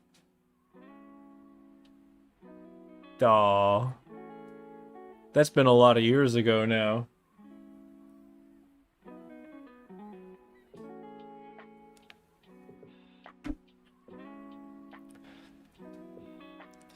She wasn't very good at being a mom, but she tried her best. She stepped on her puppies a lot.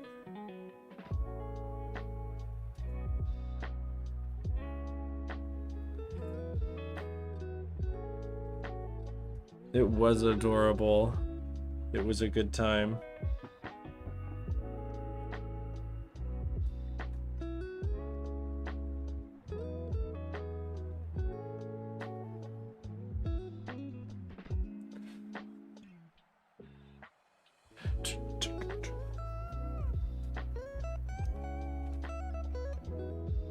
It's almost lunchtime.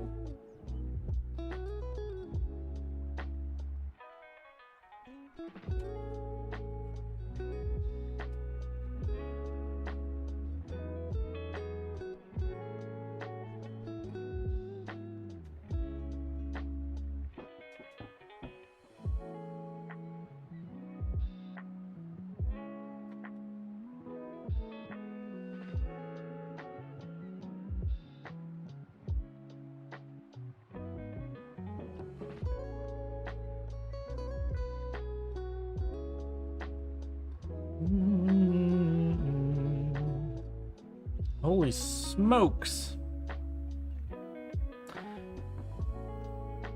What are you working on? What are you working on, Retro?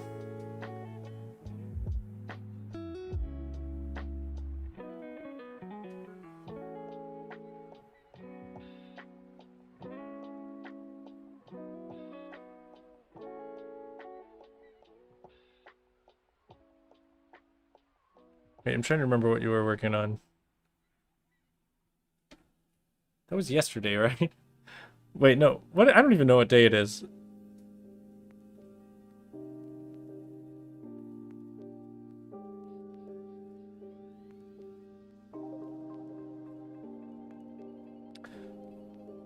Okay. A painting of a dancer tying her shoe. Oh, cool. A slipper. Yeah, a slipper. Ballet slipper? Yeah. Woo. Well, cool.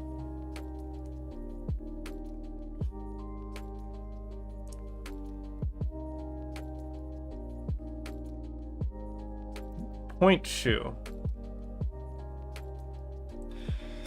I really want to try wearing some of those just to see how my toes feel. I imagine it feels awful.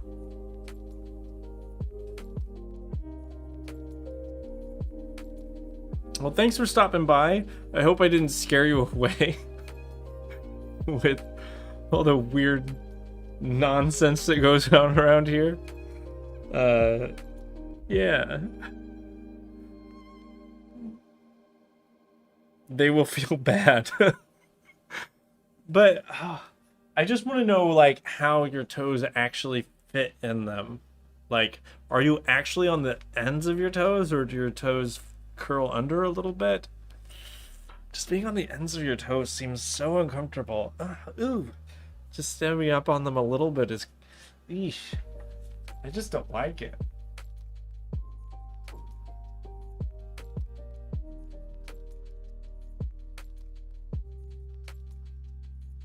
As much as I love ballet, I don't know if that's a practice that should continue. Ugh. Their poor toes.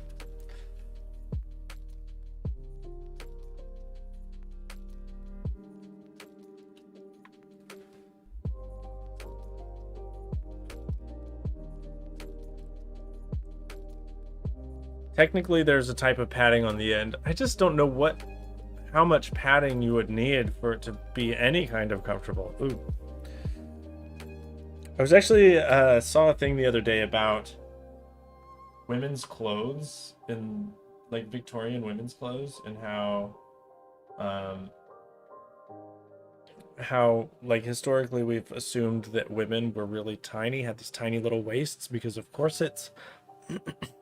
Like all of the corsets and the dresses that exist from then are really, really small, so it's terrible for your feet. If you Google ballet dancer's feet, you'll cringe. I don't want to do that. But I'll probably will later. But so the assumption has always been that these that women's waists were super small and that they were like binding so hard that they were getting tiny. But I read this thing, it was a costume historian, like a clothing historian person, that they were actually decided to read some about clothing, and it turns out what would happen is when people are done with a dress, when a dress gets a hole in it or when it's getting old, they would take those dresses and cut them down and use the fabric in a smaller dress, like as a lining or as something. But if a dress was really small, it couldn't be cut down and reused as a lining or reused as anything because it's too small, so it wouldn't get reused. So what ended up happening is all of the existing dresses from that era are really small because if they were bigger, they would have been cut up and used in other things. So people assumed that people were tiny, but really it's just that's what the existing dresses were.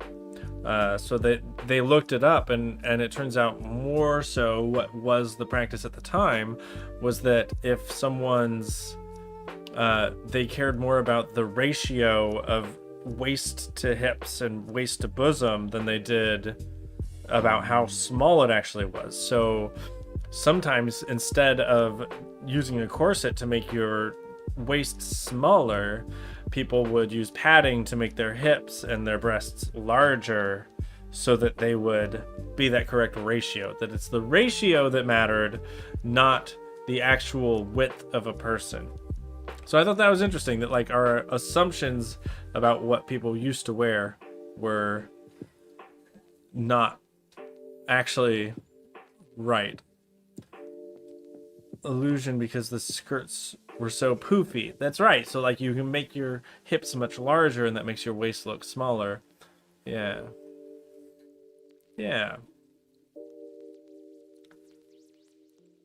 Which does make sense because like if you I think it was something of like 10 inches difference between hips and waist. So if you already had a small waist, it would make sense to make your hips larger instead of making your waist smaller. But if you have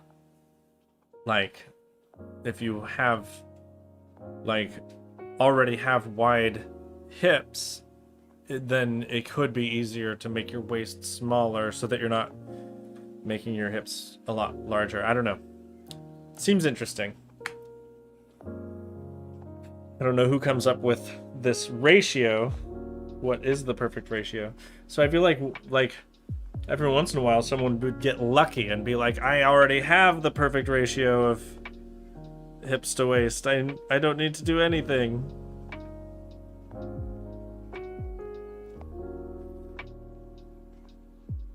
Oh yeah, squishing boobs sounds terrible. Very uncomfortable.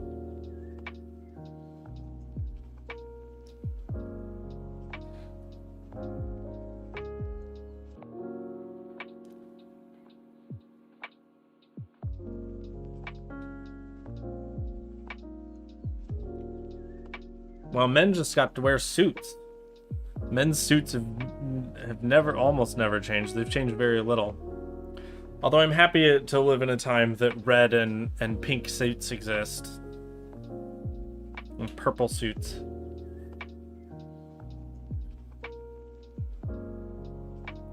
I think they used bone. In a lot of corsets had bone in them that made them really stiff.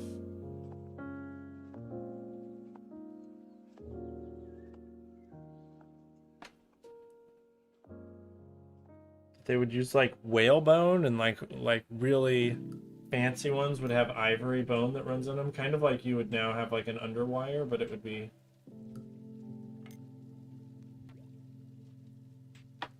and those would run up and down so that they would they add that board-like structure, but it can be cinched in or it can move in or out. It's kind of like ribs, but yeah.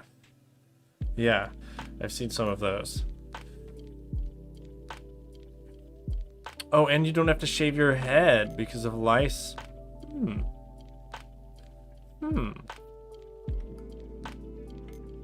Is that why they wore the powdered wigs? That does make some sense. Interesting.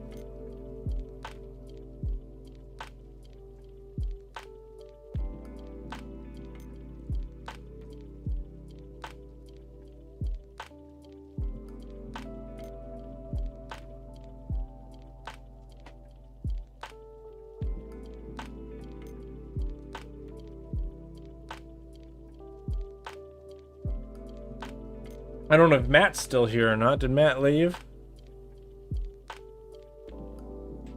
Because Matt's still, if you're still lurking around,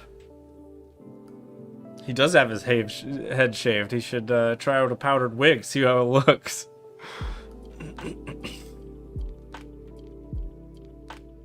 And put lead paste on our face to hide the smallpox scars. Ooh, lead paste on the face seems toxic. Ooh, that seems bad for you. They didn't bathe like we do in those days. Well, this is all gross. Gross. Alright. I think I just need to paint the eye, and then I'll be able to move on from this for now. I might come back to it, but I like the look of the snake thus far. I think the next thing I'll paint in was going to be this bird here that you can't see because of my microphone. This bird here.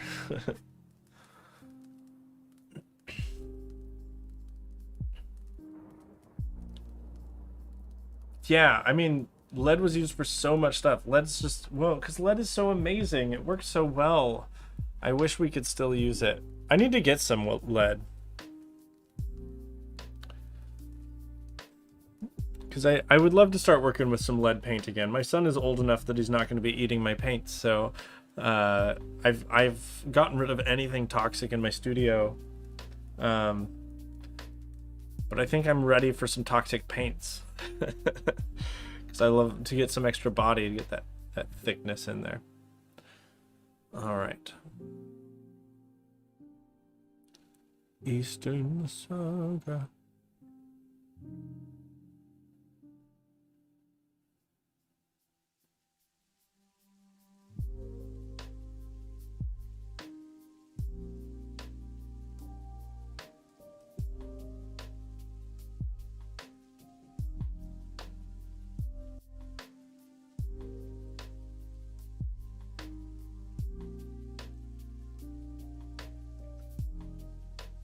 Yeah, I will keep him away from when I make my mummy paint. I will keep him away from it. He won't be allowed in the dead creature paint. Oh, these things' eyes are intense. They're like golden. How golden do I want to get? I'm excited about that.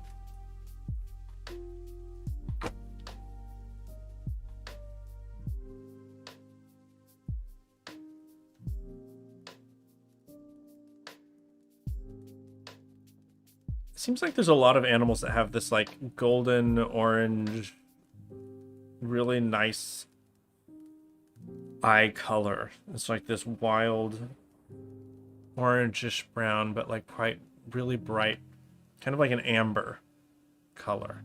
I love that color of eyes. You don't see it in people often, but you see it a lot in animals. I feel like we're missing out on a great eye color.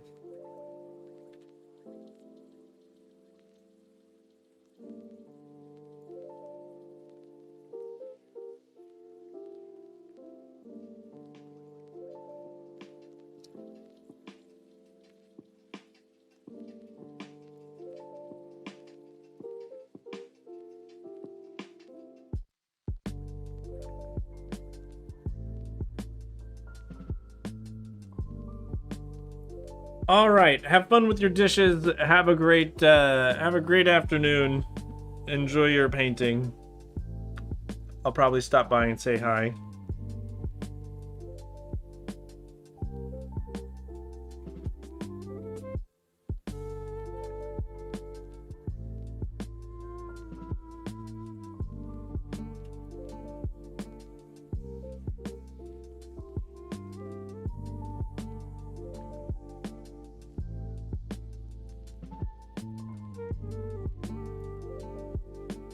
Let's get some purple in there. There we go. It's a nice deep color.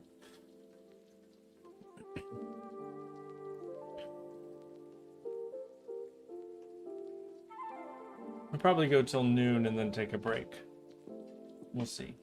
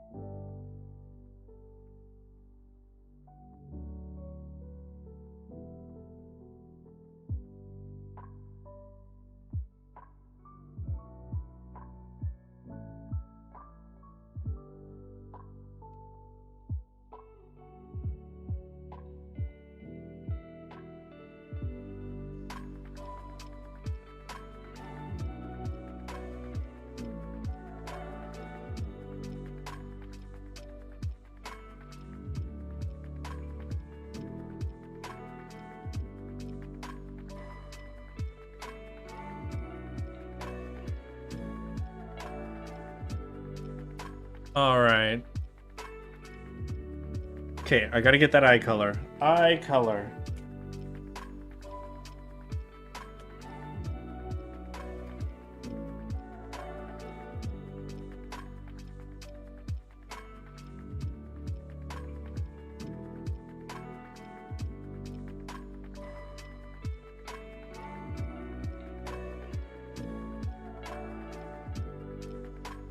I want it to be just like a super intense color.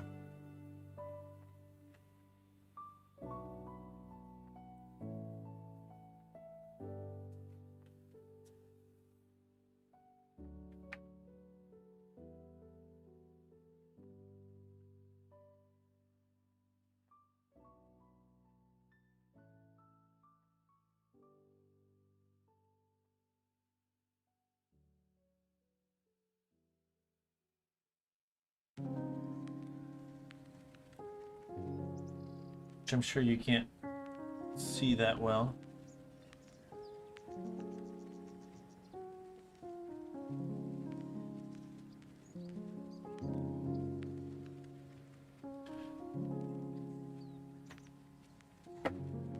I'm going to go ahead and give you a little bit of a better view of this. It's the last thing I'm going to be painting on here before I take a break for lunch.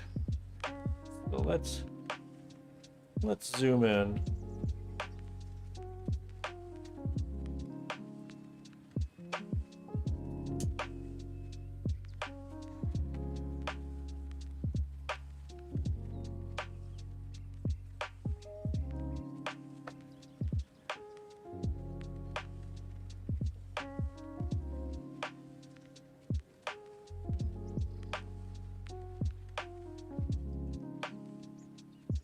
That's too far.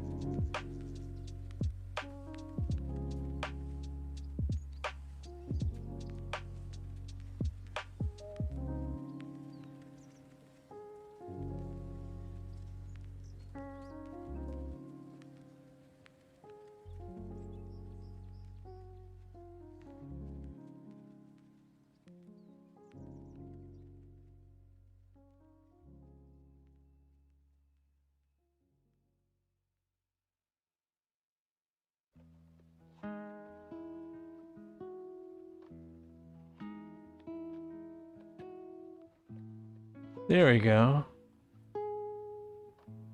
Now you can see exactly what I'm working on.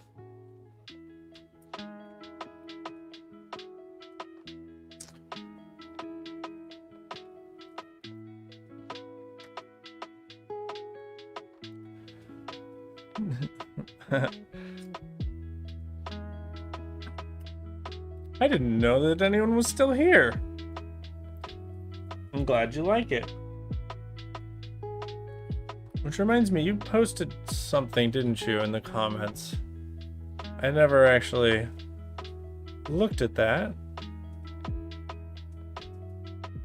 I can't remember if it was you.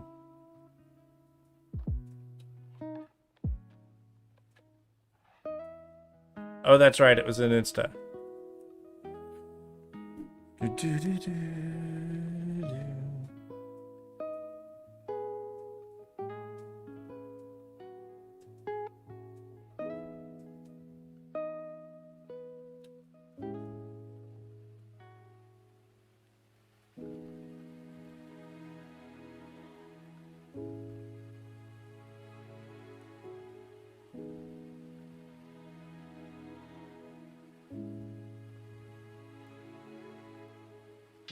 Oh, that's a cute little kitty cat.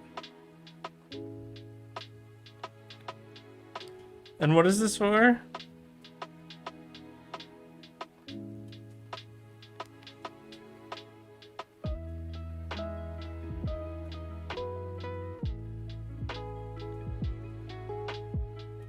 It's for a logo, you said?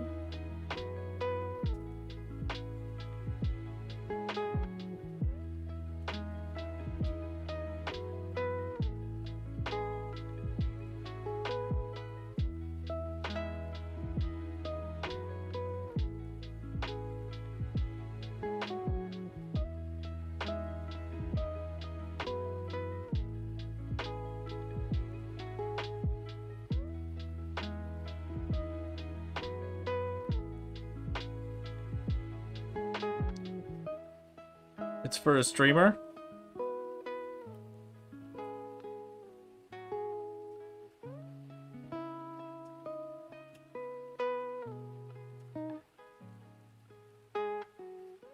Oh yeah, those are really cute.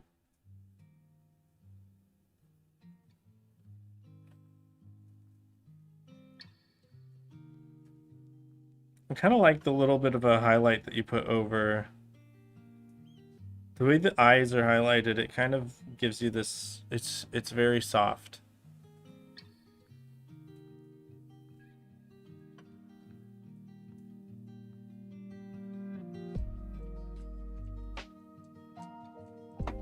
These are nice.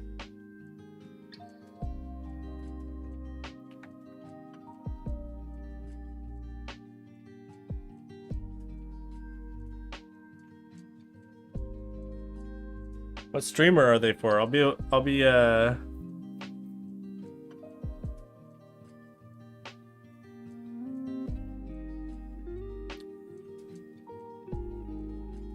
have a Brigadero. Ooh.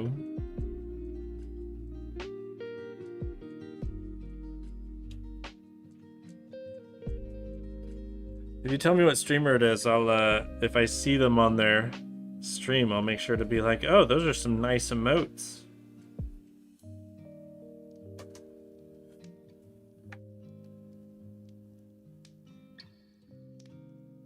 Wherever you got those from, you should pay them extra. Oh, the streamer's not live.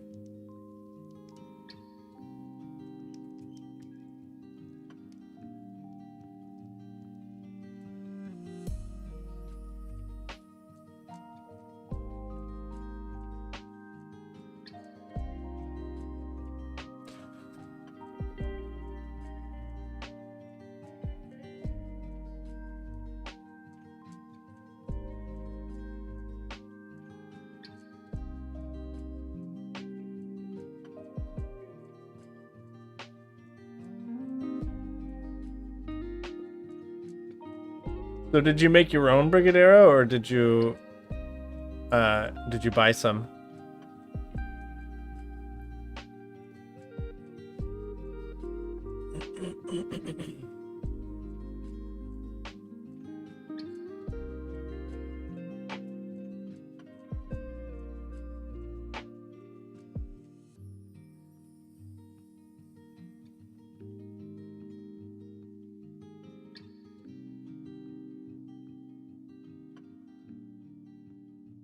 Really want to have this just intensity in the eyes here.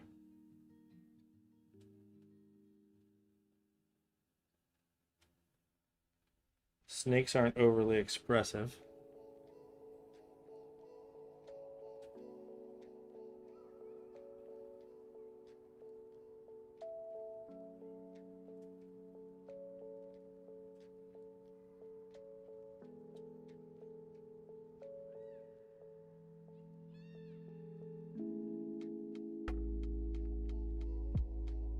Ooh, I like that. I don't want it to look evil, though. It looks a little bit evil. Is that bad? It's not an evil snake. It's a good snake.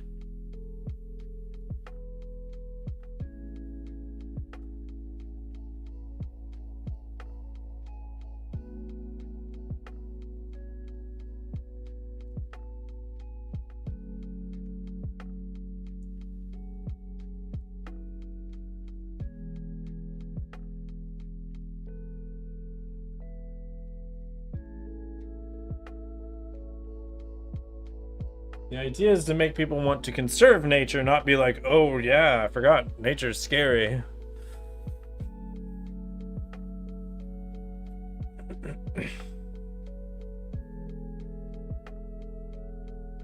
Bling effect for the glow. It's good, it looks calm. If it's evil, it would have opened its fangs. Oh, that's true, because it is a rattlesnake and they do have fangs, so that's true.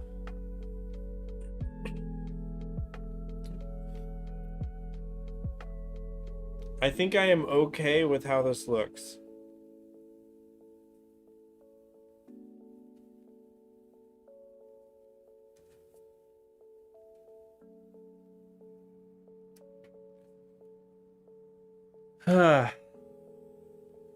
Now we just need that level of detail in other things. Like this here bird. Which is an Eastern something something or other.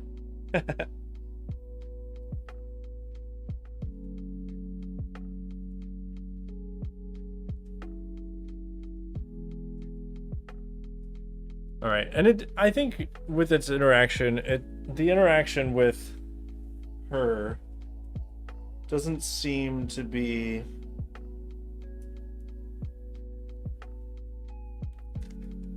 it's not aggressive. Snakes tend to coil back when they're gonna lunge forward and attack.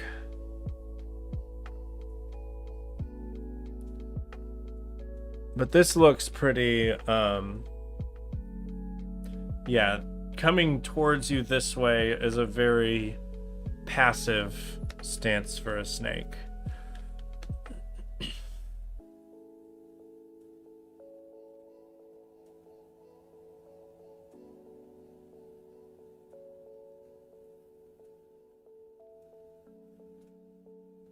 Yeah, I can live with that.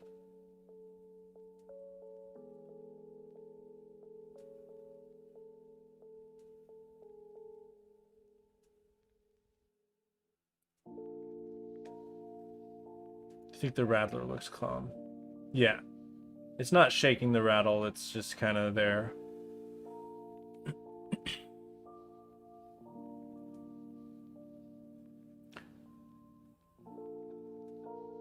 Do Masaga even climb? I should look into that. They might not be big climbers.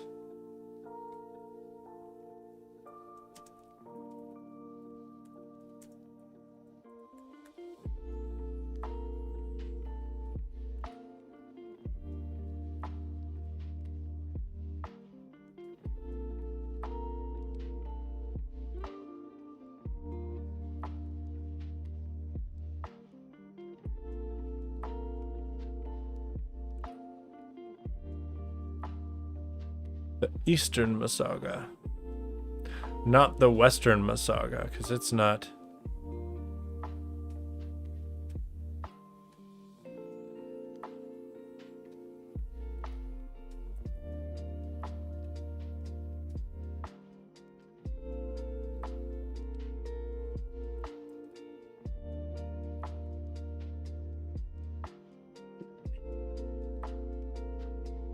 It can grow 2 to 3 feet.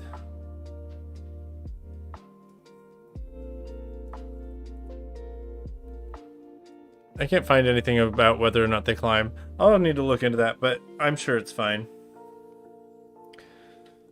Yeah, that shows it's a good snake. That's right. Everyone loves a good snake. All right. I'm going to take a break for lunch. And then come back to it. I'm not sure exactly what I'll do when I come back. I might paint this bird. I might not. I might work on something digital. I'm trying to decide if I should just leave this stream going or stop it and start a new one.